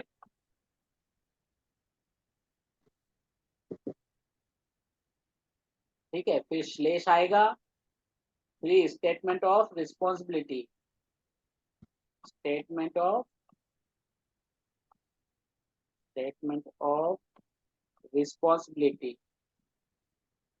ठीक है। उसके बाद dot and dash, dot and dash, ठीक है। अगर वहां पे एडिशन स्टेटमेंट दिया हुआ है तो आप लिखोगे एडिशन, अगर बुक का एडिशन है तो एडिशन लिखोगे, अगर नहीं है तो फिर ये डॉट एंड डैश ही रहेगा। तो अगर एडिशन है तो डॉट एडिशन लिखोगे, उसके बाद फिर से डॉट एंड डैश आ जाएगा। और उसके बाद क्या आएगा, place of publication, place of publication, place of publication के बाद आएगा कॉलन, ठीक है, क्या आएगा, कॉलन, कॉलन के बाद आएगा पब्लिशर, पब्लिशर, उसके बाद कॉमा आएगा, उसके बाद ईयर आएगा, ठीक है, ईयर, और उसके बाद फिर फुल स्टॉप, ठीक है। तो ये जो इंफॉर्मेशन है वहां पे ये सारी चीजें आती है, और इसके सिंबल्स भी मैंने आपको इजीली बता दिए, ये आप थोड़ा सा याद कर लीजिए, ध्यान में रखिए, याद करने की जरूरत नहीं है, ऑटोमेटिकली याद हो जाएंगे, ठीक है। तो सिंबल कितने यहाँ पे है, 1 2, ठीक है, 3 4, 4 सिंबल है इस एरिया में, इससे ज्यादा सिंबल्स नहीं होंगे, ठीक है। और भी कुछ है जहाँ पे सब टाइटल है तो समझिए कि टाइटल और सब टाइटल, टाइटल और सब टाइटल के बीच में क्या आएगा, कॉलन आएगा, तो वो सिंबल थोड़ा बढ़ जाएगा, लेकिन इस एग्जांपल में कितने सिंबल्स है, इतना ही है, ठीक है। तो ये सिंबल्स आप याद रखिए, कनेक्टिंग सिंबल्स अगर आपके गलत है तो एग्जाम में इसके मार्क्स आपके कटेंगे। कनेक्टिंग सिंबल, एक डॉट का भी मिस्टेक नहीं होना चाहिए। सर एडिशन के बाद डॉट डैश आएगा? इसके बाद एडिशन के बाद, यस सर। एडिशन के बाद dot and dash, dot and dash, यहाँ पे जैसे डॉट एंड डैश है ना, डॉट एंड डैश, वैसा ही डॉट एंड डैश इसके बाद आएगा। यस। तो इसमें स्लैश के बाद भी आता है डॉट? स्लेश के बाद डॉट नहीं आएगा, केवल स्लेश आएगा, उसके बाद सीधा आपको ऑथर का नाम लिखना है। इसमें जो है एग्जांपल, उसमें डॉट है, डैश है? नहीं नहीं है, नहीं है, रुकिए, कहाँ, क्लियर डॉट है ना सर? नहीं है नहीं इसके है, बाद। वो जे का था उसकी वजह से लगा। हाँ, ये जे का आपको वो दिखा होगा कॉर्नर, ठीक है। तो ये एक सिंबल है, इसको याद रखना है, जो टाइटल के बाद में आएगा। ये एक सिंबल है जो स्टेटमेंट ऑफ रिस्पॉन्सिबिलिटी के नाम बाद में आएगा। ये सिंबल जो है वो प्लेस ऑफ पब्लिकेशन और पब्लिशर के बीच में लगेगा, और ये है पब्लिशर और ईयर के बीच में लगेगा। और ये जो फॉर्मेटिंग है, ये पूरी एसीआर में यही वाले आपको, चाहे कौन सी वो एक वन ऑथर की बुक हो, 2 की हो, 3 की हो, गवर्नमेंट पब्लिकेशन हो, जैसा भी हो, ये जो पंक्चुएशन मार्क्स है ना, वो सभी में सेम रहेंगे, वो चेंज नहीं होंगे, ये ठीक है। पीटर सेंडल क्या है? हाँ पीटर सेंडल क्या है? तो एड्रेस? हाँ, वो मैं बताता हूँ, इतना आपको याद रह गया। ये बुक जो है ना, ये बुक, ये 2 ऑथर ने लिखी है। इसमें पहले ऑथर का नाम है जेनिफर बेसिए सेंडर, और दूसरे ऑथर का नाम है पीटर सेंडर। लेकिन हमारा रूल क्या है कि जो फर्स्ट ऑथर होता है उसके नाम से हम हेडिंग बनाते हैं, तो हमने यहाँ पे हेडिंग बनाई, ठीक है। और उसके बाद जो हम पूरी बुक की डिटेल को अरेंज करेंगे, तो सबसे पहले जो मैंने आपको अभी रूल बताए वो रूल लागू होते हैं। तो हमने टाइटल लिखा, और स्टेटमेंट ऑफ रिस्पॉन्सिबिलिटी में हम क्या लिखेंगे, जितने भी ऑथर का नाम है वो सब हम यहाँ पे लिखेंगे। यहाँ पे 2 ऑथर का नाम है, इसलिए दोनों का हमने यहाँ पे नाम लिख दिया। और यहाँ पे जो है नाम, वो हम डायरेक्ट फॉर्म में लिखेंगे, डायरेक्ट जैसे लिखते हैं वैसे ही, ये इनवर्स फॉर्मेट में नहीं लिखेंगे। तो यहाँ पे जेनिफर बेसिये सेंडर उसका नाम है और पीटर सेंडर नाम है, तो हमने डायरेक्ट फॉर्मेट में लिख दिया, हमने उसको इनवर्स फॉर्मेट में नहीं लिखा। जबकि हेडिंग में हम इसको कैसे लिखते हैं, इनवर्स में लिखते हैं। हेडिंग में हम इनवर्स फॉर्मेट में लिखते हैं, लेकिन यहाँ पे हम डायरेक्ट फॉर्मेट में लिखते हैं। क्लियर? अब यहाँ पे 2 ऑथर है, इसलिए हमने दोनों ऑथर का नाम लिखा। एक ऑथर होता तो एक ऑथर का नाम लिखते हैं, 3 ऑथर होते तो 3 का नाम लिखते। ठीक है, जितने भी ऑथर है सबका नाम लिखे। तो ये इंफॉर्मेशन हमें को यहाँ पे अरेंज कर देना इस तरह से। इसका एक्सेशन नंबर यहाँ पे हम लिखेंगे, इसका कॉल नंबर जो है वो यहाँ पे हम लिखेंगे। ठीक है, उसके बाद आता है इसका फिजिकल डिस्क्रिप्शन, वो इस तरह से आपको यहाँ पे लिखना है। फिजिकल डिस्क्रिप्शन में ऑक्सिलरी पेजेस, ठीक है, ऑक्सिलरी पेजेस आएंगे सबसे पहले, उसके बाद कॉमा, फिर मेन पेजेस, उसके साथ आपको पी लगाना है और डॉट। ठीक है, पी डॉट, क्योंकि हम शॉर्ट फॉर्म यूज कर रहे हैं। उसके बाद कॉलम साइज,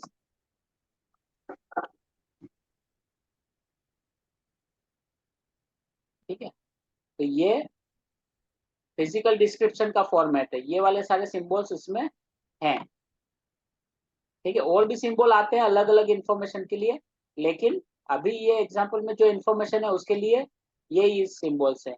ऑक्सिलरी पेजेस और मेन पेजेस के बीच में कॉमा आएगा, ठीक है। मेन पेजेस और साइज के बीच में सेमीकोलन आएगा। दो सिंबल है यहाँ पे, एक और ये है दूसरा। ठीक है, यहाँ पे आप देख पाएंगे कि यहाँ पे 2 सिंबल है, एक सिंबल ये रहा और एक ये दूसरा है। ठीक है, सर कई बुक्स में लास्ट में पेज होते हैं, उनमें रोमन में नंबर दिया होता है। ऑक्सिलरी पेजेस अगर शुरू में नहीं है और लास्ट में है तो आप उनका रोमन नंबर, वो ऑक्सिलरी पेजेस का आप शुरू में लिख दीजिए। लेकिन अगर सर जिसकी नहीं, स्टार्टिंग में भी दिया होता है और लास्ट में भी रोमन में दिया होता है तो सर, दोनों फर्स्ट में दिया वाले होता है। अगर दोनों जगह दिए हैं तो आप इनिशियल वाले यूज कीजिए। और कई बुक्स में सर क्या होता है, पेज नंबर जैसे वो कंपटीशन टाइप में बुक्स होती हैं, उसमें साइंस के पेज अलग, मैथ के अलग, इंग्लिश के अलग, तो ऐसे करके उसके टोटल पेजेस काउंट नहीं दिए होते। हाँ, तो फिर आपको क्या करना है, आपको उसके अगर ऑक्सिलरी पेजेस दिए हैं, तो केवल वही लिखना है। इसमें ठीक है, 152 लिखा हुआ तो वैसे उसमें क्या हाँ, लिखेंगे इसकी फिर? जगह आप क्या लिख सकते हैं, इसकी जगह आप लिख सकते हैं वेरियस पेजिंग।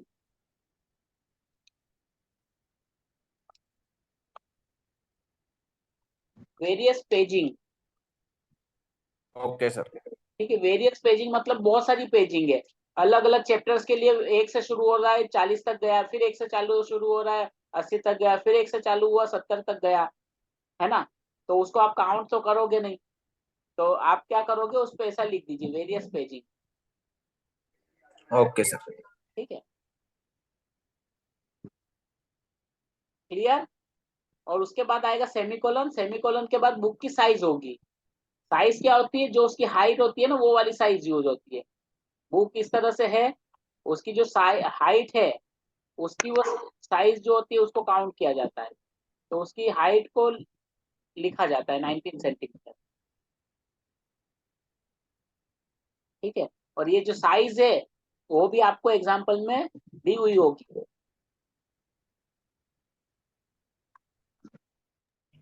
सर ये वेरियस पेजिंग वाला एक बार फिर से रिपीट कर देंगे प्लीज।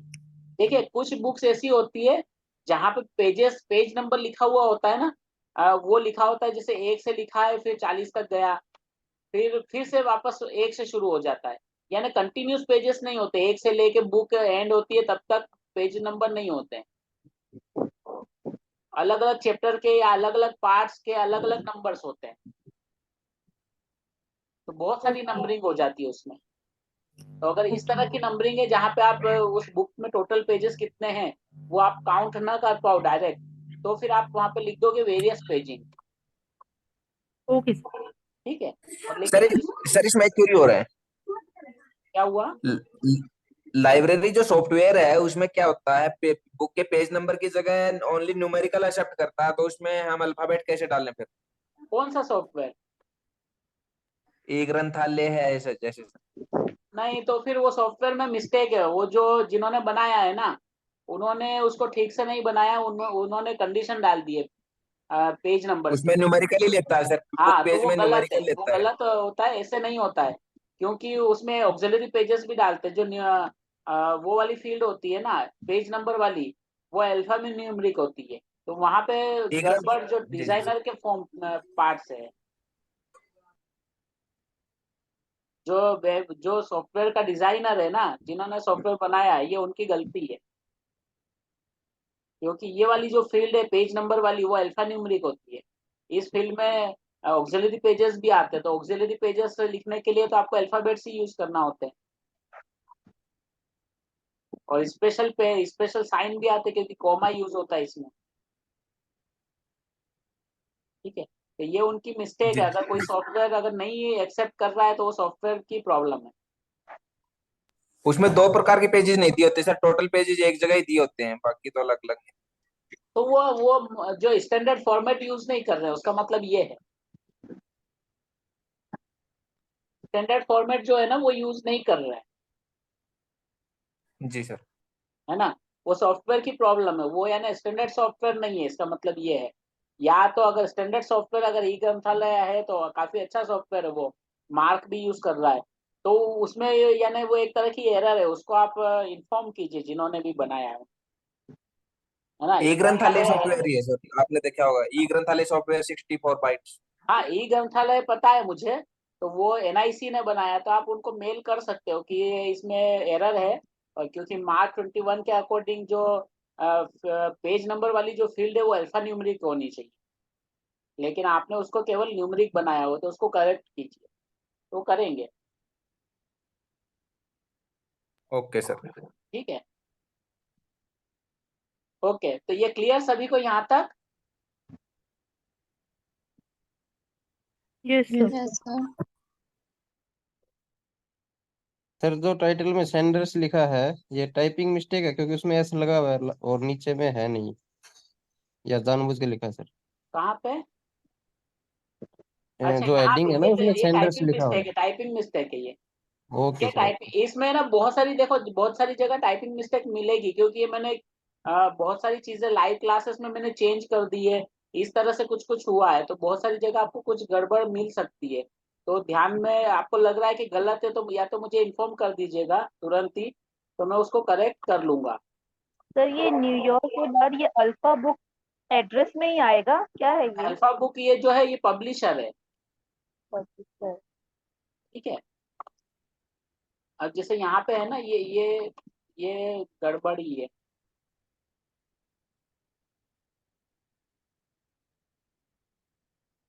ठीक है, तो इसको मैं करेक्ट कर लूंगा। ये यहाँ पे गड़बड़ है, ठीक है, ये गलत है, एस नहीं आएगा। तो उसका नाम इतना ही है, गलती है ये, इसको जानबूझ के नहीं लिखा गया है। तो जो नाम ये है, यही आएगा। ओके, ठीक है। तो उसके बाद बुक में एग्जांपल में आईएसबीएन नंबर दिया हुआ है, तो फिजिकल डिस्क्रिप्शन एरिया के नीचे आपको आईएसबीएन नंबर लिखना है। ठीक है, इसके नीचे आपको आईएसबीएन नंबर लिखना है। आईएसबीएन नंबर जो भी दिया है वो आप लिख सकते हैं। आप आईएसबीएन लिखिए, कुछ एक कॉलम। लोकल बुक्स होती है जिसमें नहीं दिया होता सर, उसका नहीं लिखे फिर? हाँ, आपको एग्जाम्पल में नहीं दिया है तो नहीं लिखना है, अगर दिया है तो लिखना है, नहीं दिया है तो नहीं लिखना है। ठीक है, क्लियर? Yes sir. अब ये जो है, ये है ट्रेसिंग। ये ट्रेसिंग जो होता है, ये दिया हुआ नहीं होता, ये आपको बनाना होता है ये इंफॉर्मेशन। तो जैसे मैंने कहा कि जो वन है, अरेबिक नंबर में जो हम वन वो लिखते हैं, वो सब्जेक्ट के लिए होता है यूज। वो हमेशा सब्जेक्ट के लिए यूज होता है अरेबिक नंबर में। तो यहाँ पे जो देखिए, यहाँ पे जो टाइटल है, उस टाइटल को अगर आप पढ़ोगे तो आपको इसमें केवल एक चीज दिख रही है, बजट। ठीक है, बजट एक सब्जेक्ट है, तो हमने बजट को सब्जेक्ट के फॉर्म में लिया है।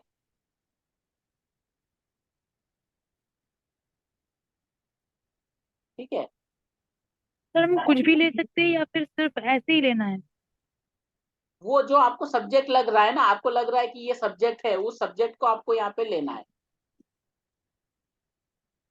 ओके। ठीक है, जरूरी नहीं है कि जो शब्द आप चूज कर रहे हो वो इस टाइटल में हो, ना भी हो, है ना। आपको जो सब्जेक्ट लग रहा है वो इसमें है ही नहीं।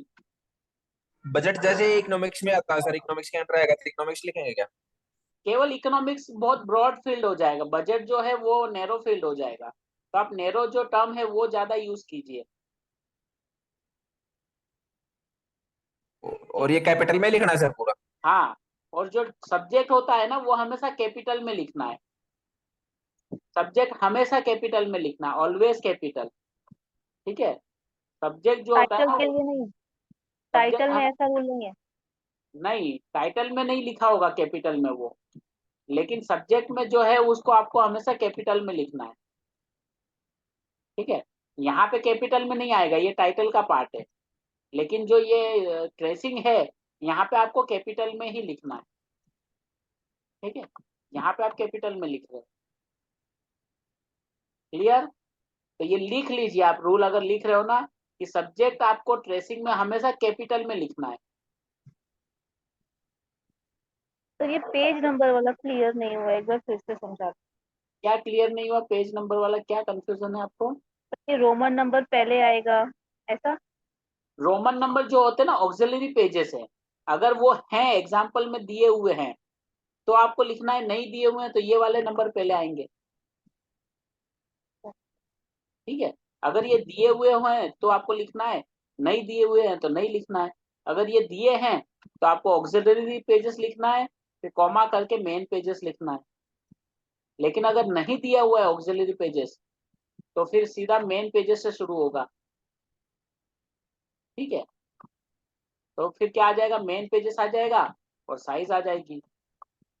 और ये ISBN? और सर ISBN अगर की अगर ऑक्सिलरी आपको पेजेस के नंबर ना दिए हो तो?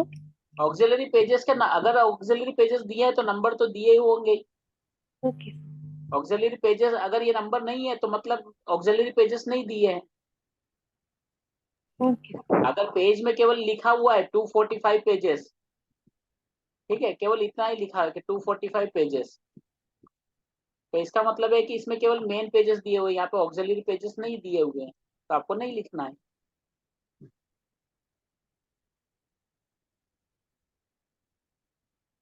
क्लियर? Yes sir. ठीक है, और यहाँ पे ISBN नंबर दिया हुआ है इसलिए हम लिख रहे हैं।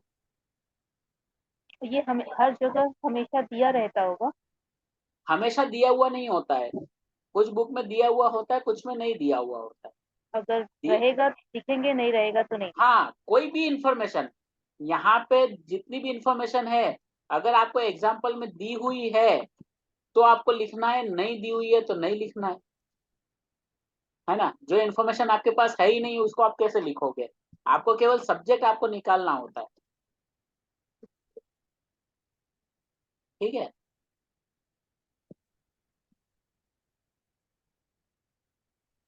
क्लियर? सब्जेक्ट को सर अरेबिक नंबर दे करके लिखते हैं? हाँ, ये सब्जेक्ट का जो नंबरिंग है वो हमेशा अरेबिक रहेगा। ठीक है, और उसके बाद ट्रेसिंग में और क्या आएगा, सेकेंड ऑथर आएगा। अब यहाँ पे 2 ऑथर है। ठीक है, चलिए एक और चीज बात करते हैं। अगर कोई यूजर आ रहा है, कोई यूजर लाइब्रेरी में कोई बुक ढूंढने आ रहा है तो वो किन चीजों से बुक को ढूंढ सकता है?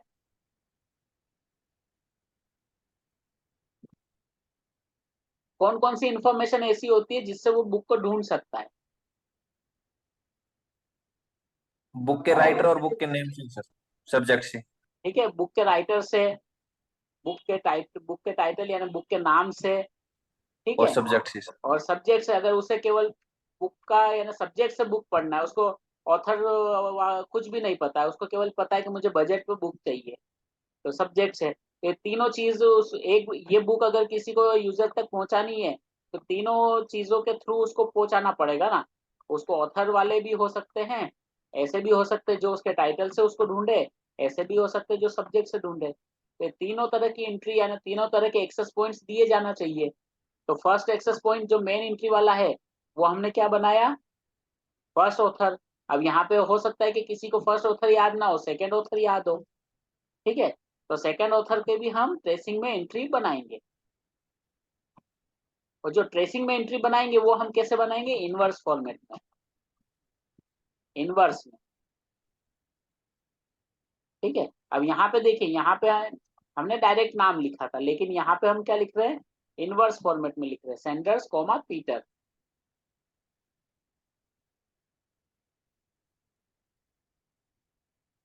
ठीक है।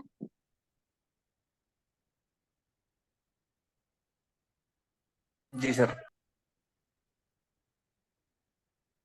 ओके, ठीक है। अब उसके अलावा हमारे पास क्या है, ये अब देखिए, उसके अलावा टाइटल है, तो हम फिर क्या लिखेंगे, टाइटल, ठीक है, 2 नंबर पे लिखेंगे टाइटल। सर राइटर अगर एक है तो क्या टाइटल को 1 नंबर पे लेके आएंगे फिर? हाँ, अगर एक ही राइटर है तो ये सेकंड राइटर, ये फर्स्ट राइटर वाला आएगा नहीं, तो आपका 1 पे टाइटल आ जाएगा, ठीक है। जी सर। क्लियर, यहाँ तक क्लियर है सभी को? Yes sir. कोई क्वेरी, कोई टाइटल में दोबारा कंफ्यूजन? क्या लिखे सर? सर टाइटल में दोबारा क्या लिखे? टाइटल में कहाँ पे, यहाँ आपने जैसे टाइटल लिख के छोड़ दिया तो यहाँ पर क्या लिखे इसमें, इसी बुक का? टाइटल ही आएगा, टाइटल ही लिखना है बस। The pocket idiot tried to living on a title budget. का मीनिंग क्या हुआ सर फिर यहाँ पर ऐसे? मैं बताता हूँ उसका, टाइटल का मतलब यही टाइटल ही हुआ है, लेकिन आपको ये क्या है, ये है ट्रेसिंग।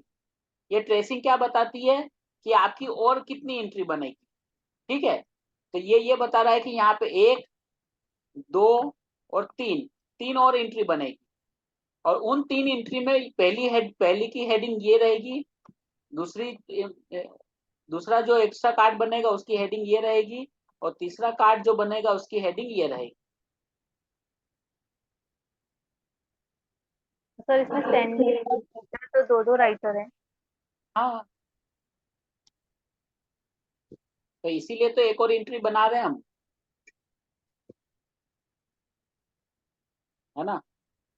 तो 4 कार्ड हो जाएंगे, 2 ऑथर के 2 कार्ड, एक टाइटल का तीसरा कार्ड, और एक सब्जेक्ट का चौथा कार्ड, 4 कार्ड हो जाएंगे ना।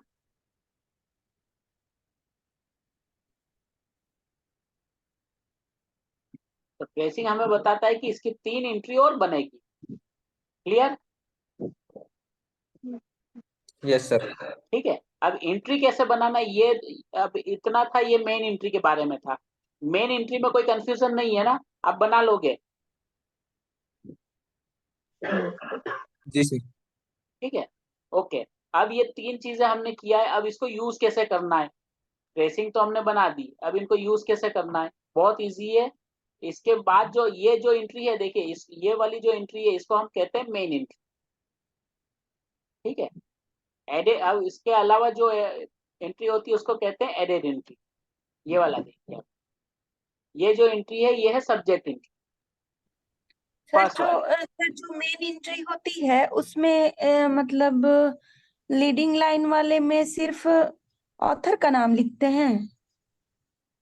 हाँ, इस एग्जाम्पल में तो ऑथर का ही नाम लिखा है। Okay sir. इस ऑथर एग्जाम्पल की बात कर रहा हूँ, उसमें बहुत सारी चीजें लिखते हैं, लेकिन वो धीमे धीमे आपको समझ में आएगा। लेकिन इस ऑथर की, इस एग्जाम्पल की बात कर रहे हैं, तो हम केवल ऑथर की ही वो लिखते हैं, यानी ऑथर का ही नाम लिखेंगे, ठीक है। तो अब ये देखिए, ये वाली है सब्जेक्ट एडेड एंट्री। अब यहाँ पे चेंज किया है, बाकी तो आपका सारा एक जैसा है। ये जो बड़े फॉर्मेट छोटे फॉर्मेट है उसको ध्यान मत दीजिएगा, उसको अवॉइड कर दीजिए, ठीक है, उसको ध्यान में नहीं रखना, वो नॉर्मल ही है वैसे ही है, ठीक है। चेंज केवल एक आया है कि हमने यहाँ पे एक सुपर हेडिंग बना दी है, बजट, उसके अलावा कोई चेंज नहीं है, ठीक है। तो ये जो आपकी फर्स्ट कार्ड है वो तैयार हो गया, केवल यहाँ पे आपको बजट लिख देना है सुपर हेडिंग में, ठीक है। बाकी सेम रहेगा सर? हाँ, बाकी सब कुछ सेम रहेगा, इसलिए आपको क्या करना है, आप ये वाला लिख दीजिए, ये थोड़ा सा लिख दीजिए, ठीक है। और बाकी आप ये सारी चीजें आपको रिपीट करने की जरूरत नहीं है। आप यहाँ पे क्या लिखोगे, rest as in main entry, इस तरह से आप लिख दीजिए, ठीक है। इसको रिपीट मत कीजिए, ठीक है। एग्जाम में ये केवल जो है ये एग्जाम में यूज होता है, ठीक है। आप यानी रियल लाइफ में आप जाके कार्ड बना रहे हो तो वहां पे rest as in main entry नहीं लिखना है, वहां तो ये सारी चीजें रिपीट होती है, लेकिन एग्जाम में हमें ये सब चीजें रिपीट करने की जरूरत नहीं है। यहाँ पे हमें लिखना है rest as in main entry, ठीक है। रेस्ट मतलब बाकी का सारा मेन एंट्री की तरह रहेगा, इसका मतलब ये है।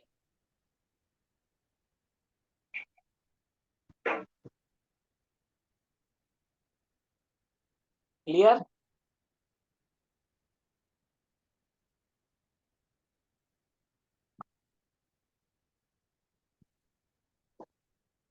आ गया समझ में?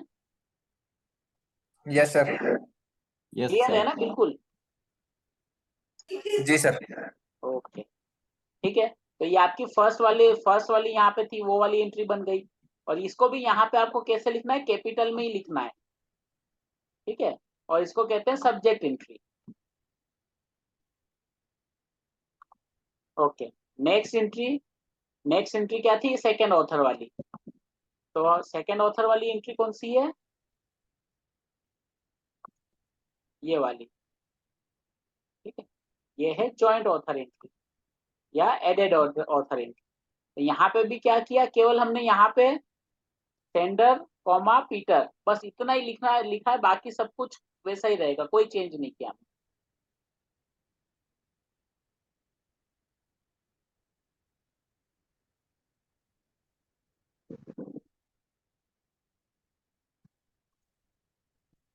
ठीक है, क्या किया हमने, यहाँ पे उसका नाम लिखा।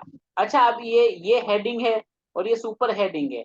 जब हम इसको, वो जो कैटलॉग होता है उसके अंदर जब हम उसको अरेंज करेंगे तो ये वाला जो है ना, ये वाला रीड होता है, ये रीड नहीं होगा,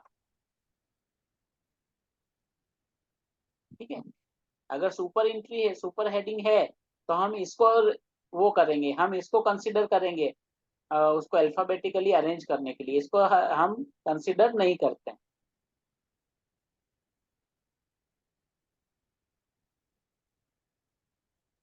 ठीक है, जनरली लाइब्रेरी में 3 तरह के इंडेक्स होते हैं, एक होता है ऑथर इंडेक्स, एक होता है टाइटल इंडेक्स, और एक होता है सब्जेक्ट इंडेक्स। तो ये कौन सा है, ये एडेड ऑथर एंट्री है। तो ये वाला जो कार्ड है वो कहाँ जाएगा, ये इसमें जाएगा, ऑथर वाले में। इससे पहले जो था वो सब्जेक्ट वाला कार्ड, वो कहाँ जाता है, वो इसमें जाएगा, ठीक है। और टाइटल पे से जो कार्ड बने हुए होते हैं वो टाइटल वाले इंडेक्स में जाएंगे। तो 3 अलग अलग इंडेक्स बने हुए होते हैं लाइब्रेरी में,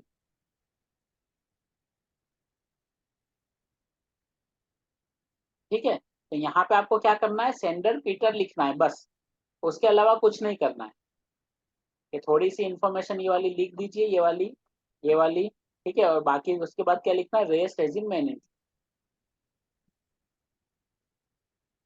ठीक है। ये सब लिखने की जरूरत नहीं है आपको, ठीक है, कुछ भी लिखने की जरूरत नहीं। थर्ड जो है वो है टाइटल। टाइटल में आपको क्या करना है, इस तरह से आपको टाइटल लिखना है। तो एडेड एंट्री जो है, एडेड एंट्री में आपको इन शॉर्ट कुछ भी नहीं करना होता है। एडेड एंट्री में ट्रेसिंग में जो आपने ट्रेसिंग बनाई है उस इंफॉर्मेशन को आपको यहाँ पे लिखना होता है,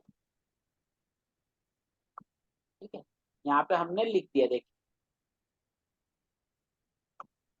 जैसे मैंने कहा था, फिर हेडिंग यहाँ थोड़ी सी लिखी, कॉल नंबर लिखा, और बाकी यहाँ पे आपने क्या लिख दिया, rest as in main entry. इस तरह से आप लिख के छोड़ सकते हो।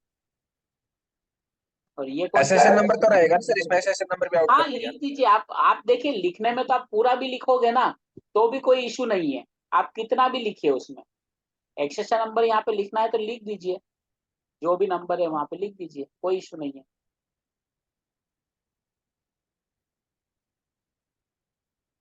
ठीक है,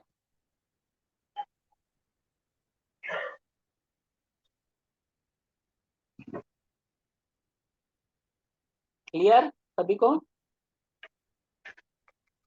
यस यस सर। कोई क्वेरी नहीं है? सब कुछ क्लियर, समझ में आ गया? Yes sir. ठीक है। अच्छा, एक एक जनरल क्वेश्चन पूछता हूँ। अब यहाँ पे जैसे ये लिखा है the pocket idiot's guide to living on a budget, अभी ये कौन से इंडेक्स में जाएगा ये कार्ड? सब्जेक्ट। कौन सर ये सा? टाइटल इंडेक्स में जाएगा। टाइटल इंडेक्स में टाइटल जाएगा। यस, टाइटल इंडेक्स में जाएगा। अब टाइटल इंडेक्स में ये कहाँ पे अरेंज होगा?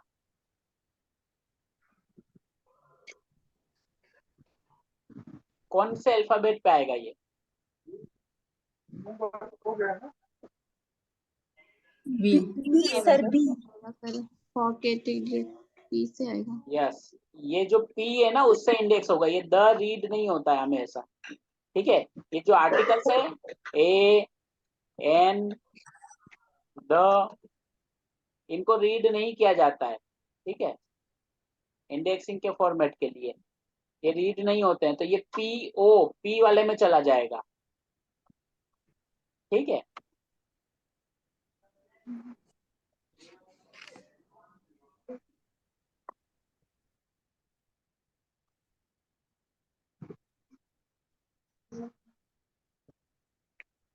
तो ये जो है देखिए, ये जो ACR2 है, इस एग्जांपल का ACR2 कंप्लीट हो गया।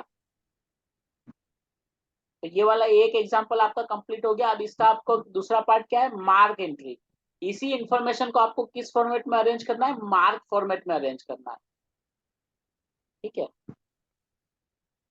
अब मार्क देखिए, ये है मार्क एंट्री है, देखिए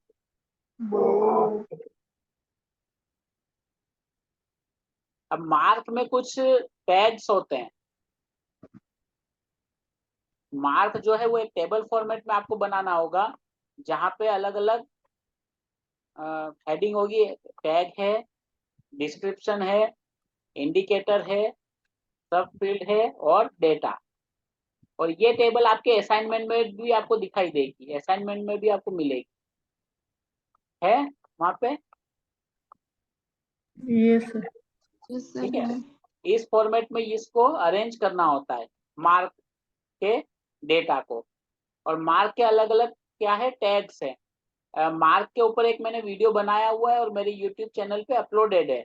अगर जिसको मार्क नहीं पता है तो पहले वो एक बार मार्क वाला वीडियो देख ले। ठीक है, तो जो मार्क के टैग्स हैं वो सबसे पहले आएंगे, उसके बाद उसका इंडिकेटर, सब फील्ड, और लास्ट में आपको यहाँ पे डेटा फिल अप करना है। और जो टैग्स है उनको आपको क्या करना है?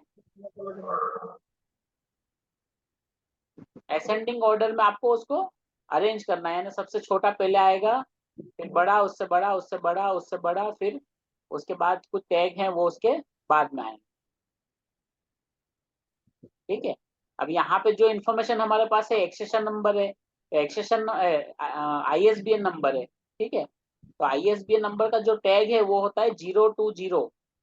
तो यहाँ पे हमने 020 लिखा हुआ है, और उसके बाद डिस्क्रिप्शन में क्या है? ये ISBN नंबर है। ठीक है, इंडिकेटर में कुछ नहीं किया, हमने डैश कर दिया, और यहाँ पे सब फील्ड में $A और $A लिखना है, और उसके बाद यहाँ पे जो एक्सेशन ISBN नंबर है वो हमने यहाँ पे लिखा है।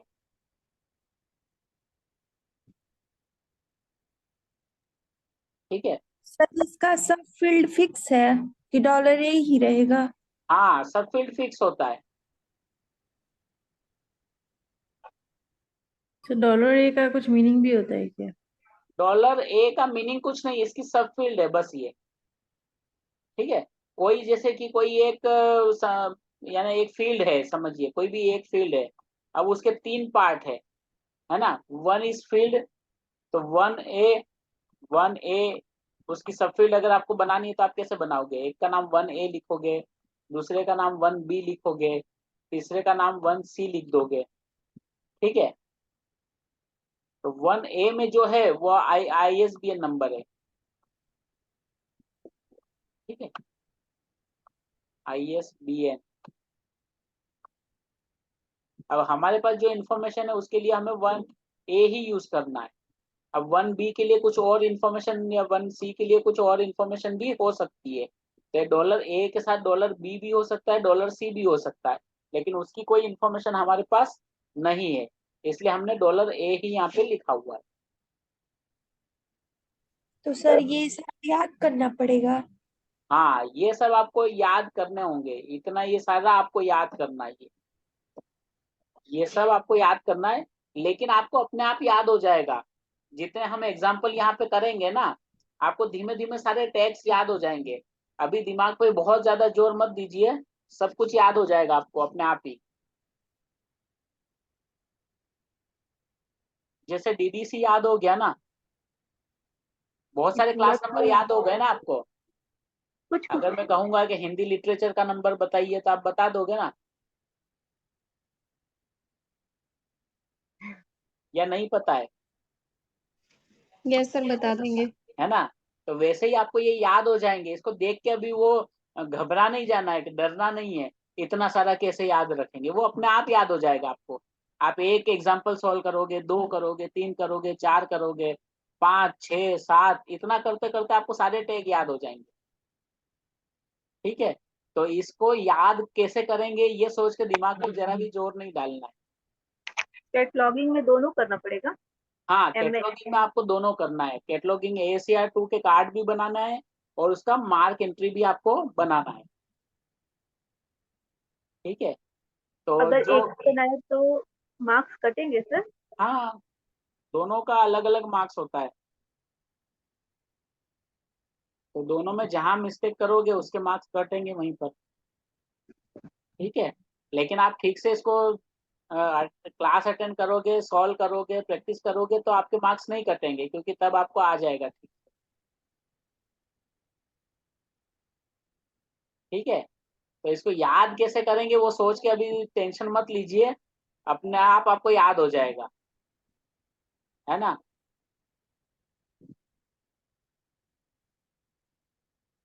ठीक है,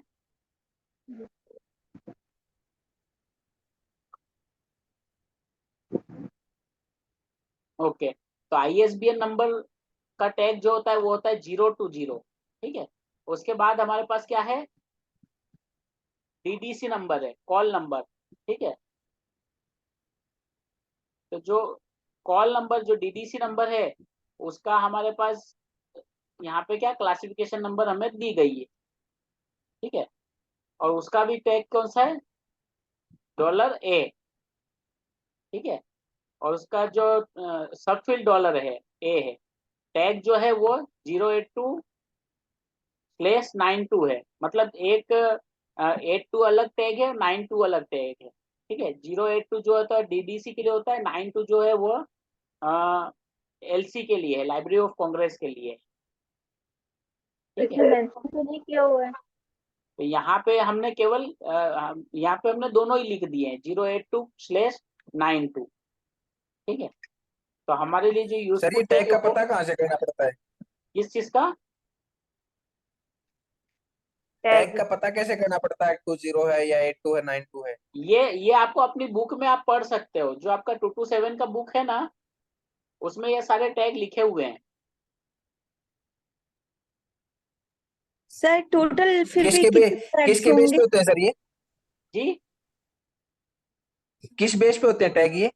ये मार्क मार्क के स्टैंडर्ड है। मार्क 21,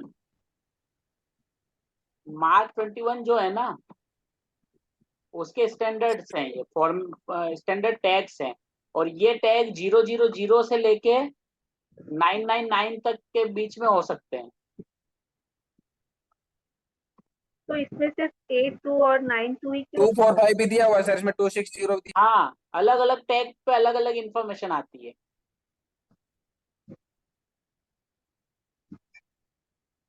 ठीक है, तो ये अलग अलग, आर्टिकल की तरह है सिर्फ। हाँ, तो अलग अलग टैग पे अलग अलग इंफॉर्मेशन मिलेगी आपको।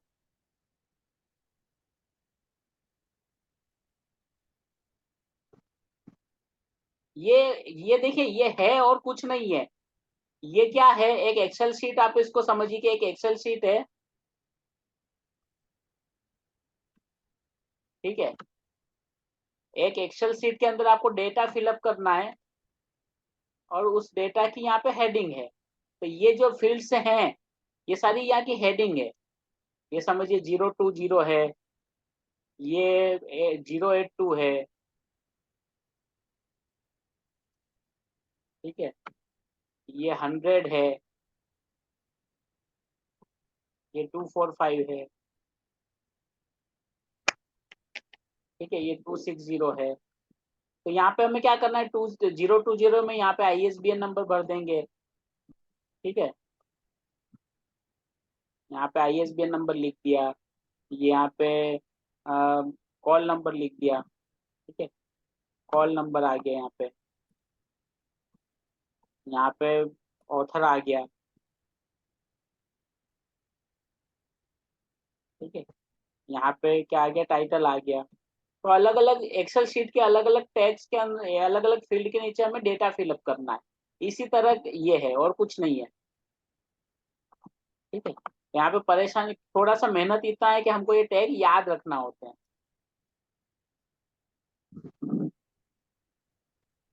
हमेशा इतने टैग लिखने रहेंगे?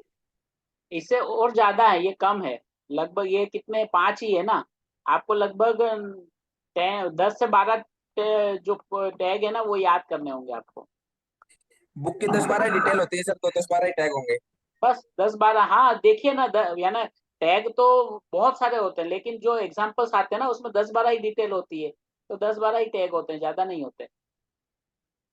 सर ये इंडिकेटर क्या है फिर, आप इंडिकेटर के इंडिकेटर मार्क का एक फॉर्मेट है, वो ये बताता है कि यहाँ पे जो इंफॉर्मेशन है वो किस तरह से शुरू हो रही है, ठीक है। और इसके लिए आपको है ना वो मेरा एक मार्क वाला वीडियो देखना होगा। यहाँ पे मैंने ऐसे ही लिखा है क्योंकि इंडिकेटर इतना डीप चीज है ना, तो इंडिकेटर इतना याद नहीं होता है सभी को, इसीलिए मैंने ये हाइपोथेटिकली लिखा हुआ है। लेकिन रियल में इंडिकेटर अलग कुछ होता है, कॉन्सेप्ट है। वो ये बताता है कि यहाँ का जो डेटा है, जैसे ये यहाँ पे मैंने तीनों लिखे हुए हैं, 0 भी लिखा है, 1 भी लिखा है, 3 भी लिखा है, ये 3 अलग अलग इंडिकेटर है, ठीक है। एक इंडिकेटर ये बताता है कि यहाँ पे जो इन्फॉर्मेशन शुरू हो रही है वो सरनेम से शुरू हो रही है। दूसरा इंडिकेटर यहाँ ये बताता है कि यहाँ पे जो इन्फॉर्मेशन शुरू हो रही है वो फर्स्ट नेम से शुरू हो रही है। तीसरा इंडिकेटर ये बताता है कि यहाँ पे जो इन्फॉर्मेशन है वो फैमिली नेम से है। तो अलग अलग तरह, किस तरह की इंफॉर्मेशन यहाँ पे है वो शो करता है ये इंडिकेटर। इंडिकेटर का काम यही होता है,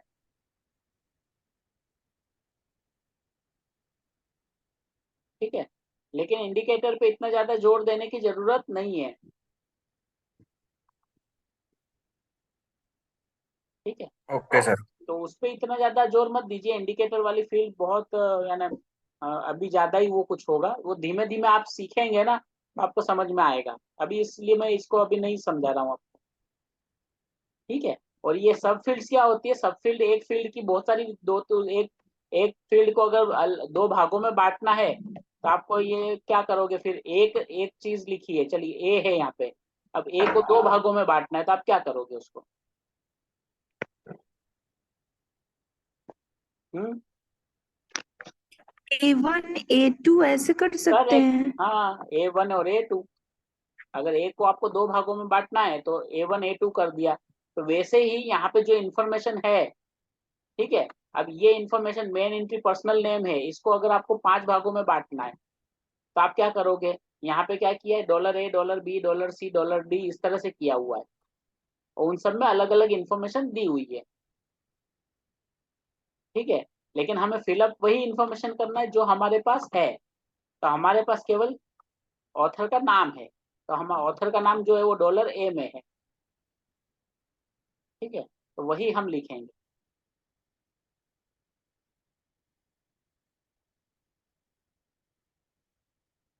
ठीक है, क्लियर यस सर। है ना। मार्क और समझना हो ना तो एक बार वो वीडियो देख लेना, लगभग 1.5 आवर का है, तो आपको और ज्यादा समझ में आएगा मार्क। अब ये देखिए, ठीक है, ये डीडीसी वाला हो गया, ये डीडीसी नंबर हो गया 082 पे। उसके बाद जो नेक्स्ट टैग है वो 100 है। 100 जो टैग है वो यूज होता है main entry personal name. Main entry personal name का मतलब क्या होता है? First author. ठीक है, मेन एंट्री पर्सनल नेम यानी मेन ऑथर। मेन ऑथर हमने कौन सा लिखा था?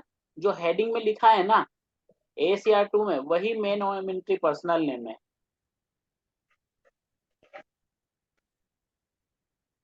हेडिंग में जो लिखा था ना वही मेन एंट्री पर्सनल नेम आएगा, और उसका टैग कौन सा है?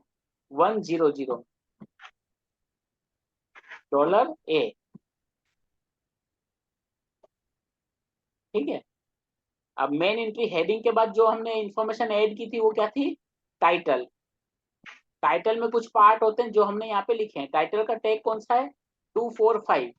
अब 245 में जो $A है वो टाइटल है, $C जो है वो है statement of responsibility. Statement of responsibility में आपको याद होगा कि दोनों ऑथर का नाम हमने लिखा था डायरेक्ट फॉर्म में, तो वो डायरेक्ट फॉर्म में यहाँ पे आएगा। ठीक है ना, तो उस वहां पे जैसा लिखा है ना वैसा ही यहाँ पे भी आएगा। और इसका जो सब फील्ड होता है वो होता है $C, और इसका जो सब फील्ड है वो $A है। $B, अगर यहाँ पे $B आपको मिसिंग दिख रहा होगा, $B होता है सब टाइटल के लिए। सब टाइटल, अगर बुक में सब टाइटल भी है तो $B यूज होता है। सर यहाँ पे $B तो पब्लिकेशन के लिए यूज हुआ है, अल्फा बुक। देखिए $B इस फील्ड का $B है वो। ठीक है ना, ये $B जो है ना वो कौन सी फील्ड का $B है? वो 260 का $B है। ये फील्ड अलग है, इसके सब टेक्स्ट चाहे वो नाम सेम हो, लेकिन फील्ड अगर अलग हो गई तो सब टेक्स्ट भी अलग हो गए।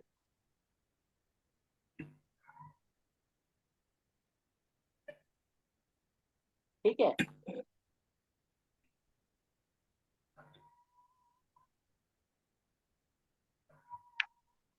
आ गया समझ में?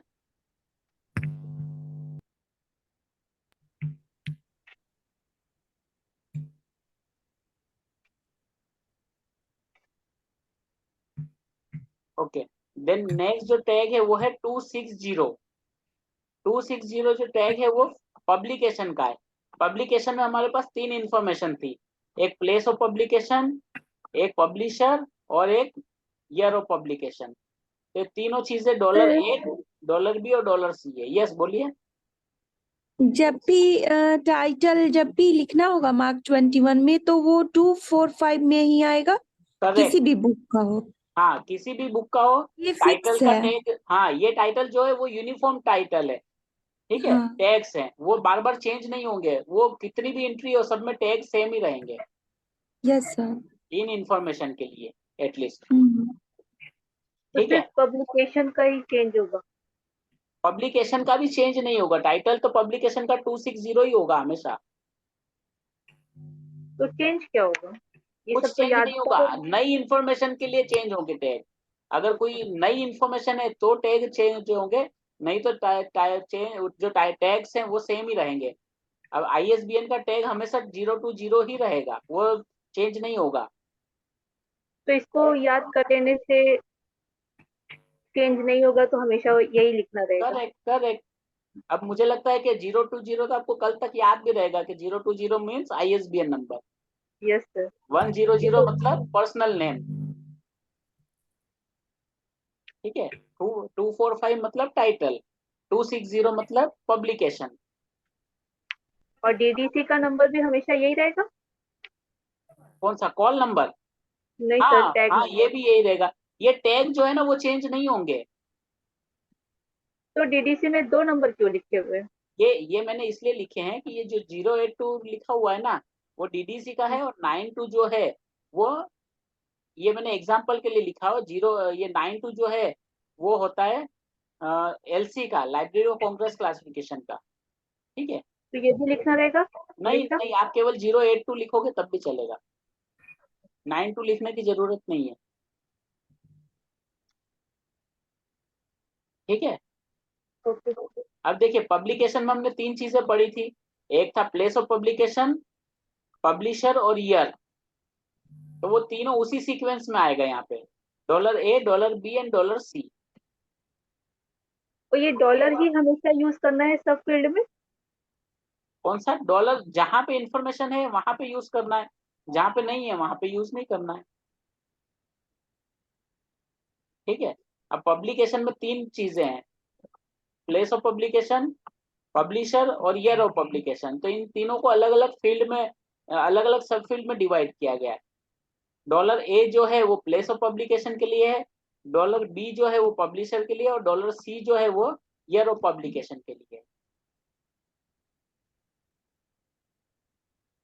ठीक है, तो 260 में $A मतलब प्लेस ऑफ पब्लिकेशन, 260 का $B मतलब प्लेस ऑफ पब्लिशर, और 260 का $C मतलब ईयर ऑफ पब्लिकेशन।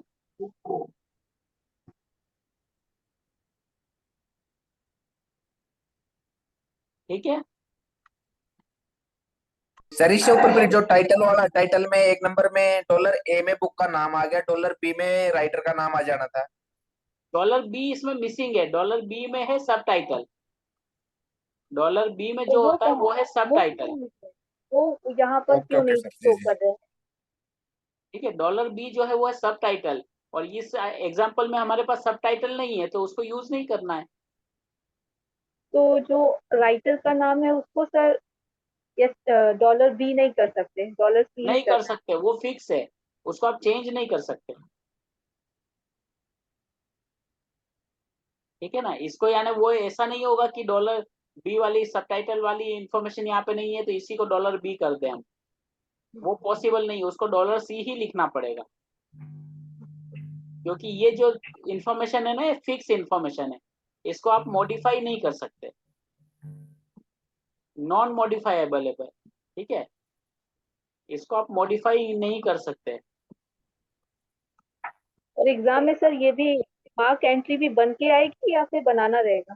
ये आपको बनाना ही हो सकता है कि इस तरह की आपको दी गई हो टेबल, इस तरह की टेबल में अरेंज कीजिए, तो इस ये लिख के आपको ये अरेंज कर देना है, और ये सारा जो फिक्स फील्ड है वो लिखी हुई नहीं होगी, ये आपको लिखना है, ये तो ब्लैंक टेबल होगी।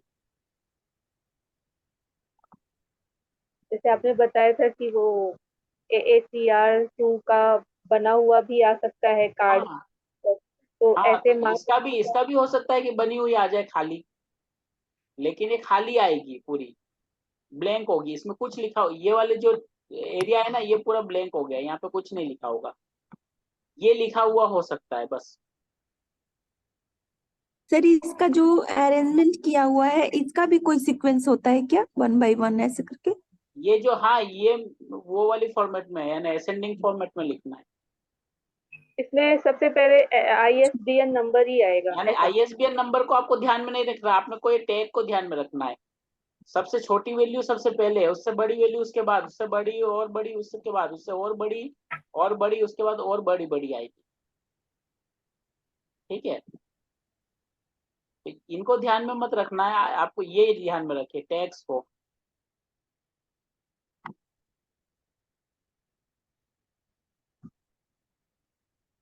ठीक है, Yes. ठीक है, तो यहाँ पे प्लेस ऑफ पब्लिकेशन में $A place of publication, $B publisher, और $C जो है वो है ईयर ऑफ पब्लिकेशन। ठीक है, उसके बाद जो और इंफॉर्मेशन कुछ है वो ये है, फिजिकल डिस्क्रिप्शन हमारे पास थी, फिजिकल डिस्क्रिप्शन का टैग क्या है, 300।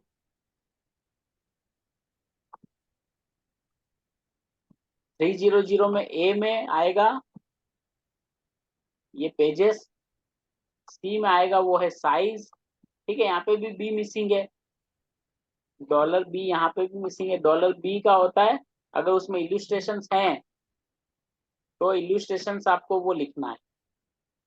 ठीक है, और उसके अलावा भी और बहुत सारे सब टेक्स्ट होते हैं अगर फिजिकल डिस्क्रिप्शन की बात की जाए। ठीक है, अकम्पनिंग मटेरियल और भी बहुत सारी चीजें होती है, लेकिन वो हमारे पास नहीं है, और नहीं है इसलिए हम यहाँ पे नहीं लिखेंगे, तो ज्यादातर आपको ये 3 टैग्स की जरूरत होती है, उससे ज्यादा टैग की जरूरत आपको बहुत कम होगी या नहीं होगी।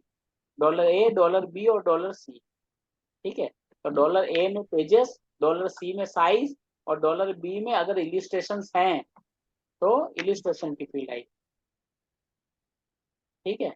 और उसके बाद सीधा 650 टॉपिकल टर्म, ठीक है, और वो आएगा बजट।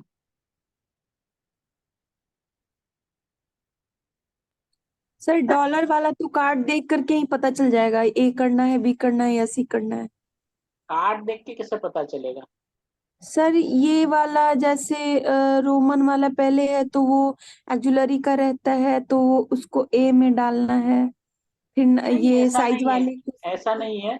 हाँ, वो कार्ड देख के कुछ चीजों में ये चीजें देखिए, ये अरेंजमेंट में अगर आपको देखो ध्यान देना है ना, तो ये देखिए, ये जो फॉर्मेट है ना, ये फॉर्मेट को ही फॉलो किया जाता है। ये $A आ गया, ये $B आ गया, ये $C आ गया।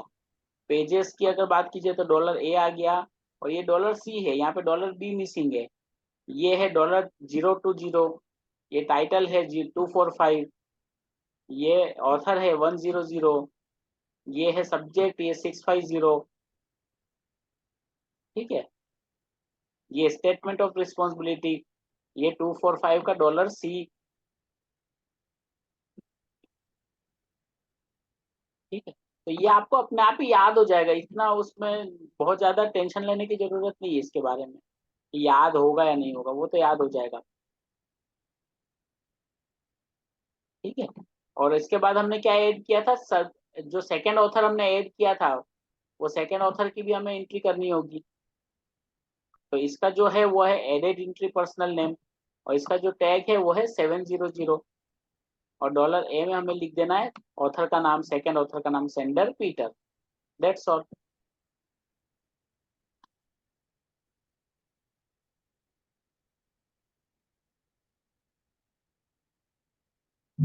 सर वो $B इलस्ट्रेशन वाला समझ में नहीं आया। देखिए, कुछ बुक्स होती है जिसके अंदर पिक्चर्स होता है, ग्राफ्स होते हैं, कुछ भी इमेजेस होती है, वो अगर है किसी भी बुक में तो उसको कहा जाता है इल्यूस्ट्रेशन, ठीक है। और वो इल्यूस्ट्रेशन का टैग होता है $B, 300 का $B, ठीक है। और वहां पे आपको लिखना होता है, या तो पूरा आप लिख दीजिए इल्यूस्ट्रेशन, या केवल ILL करके फुल स्टॉप कर दीजिए, इस तरह से, ठीक है। तो उसका टैग है $300 जितना क्वेश्चन मिलेगा उसी के हिसाब से तो करेंगे, सेक्शन बनाएंगे $A या $B या $C, इस तरह से। इस हिसाब से ये तो फिक्स होता है, ये आपको चेंज नहीं करना, ये आपको याद रखना होगा। और टीचर वो, टैग हाँ याद करेंगे, लेकिन जो डाटा रहेगा वो हाँ, उसको जो जितना डेटा रहे। है, यस, जो डेटा दिया हुआ है वही आपको, उसी का टैग या आपको एंट्री करना है। जो इन्फॉर्मेशन ही नहीं है उसका टैग यूज नहीं करना है, ठीक है। तो जो लिस्ट बनानी है आपको, जो अरेंज करना है वो आपको डेटा के अकॉर्डिंग अरेंज करना है। जो डेटा दिया है वही आपको अरेंज करना है, बाकी आपको अरेंज नहीं करना है, ठीक है। ओके, चलिए, आप कल के लिए आपको एक एग्जांपल दे रहा हूँ। ये एग्जांपल है, इसका स्क्रीनशॉट ले लीजिए, और इसका आप DDC भी बनाइए, वो ACR भी बनाइए और मार्क भी बनाइए। तो व्हाट्सएप ग्रुप में इसको डाल दीजिएगा। हाँ, इसको मैं डाल दूंगा, व्हाट्सएप ग्रुप में भी डाल देता हूँ, और जिसको स्क्रीनशॉट लेना है तो स्क्रीनशॉट ले लीजिए। मार्क अगर टेलीग्राम लग पे रहा है भी कि, डाल दीजिएगा सर। देखिए, मार्क अगर आपको लग रहा है ना कि याद नहीं हो रहा है तो मत बनाइए मार्क, लेकिन अभी केवल वो बनाइए, ACR बनाइए तो भी चलेगा। सर टेलीग्राम पे भी डाल दीजिएगा। हाँ हाँ, उस पर भी डाल देता हूँ, सर इसका PPT भी डालेंगे। करेक्ट, वो भी डाल दूंगा, PPT भी डाल दूंगा।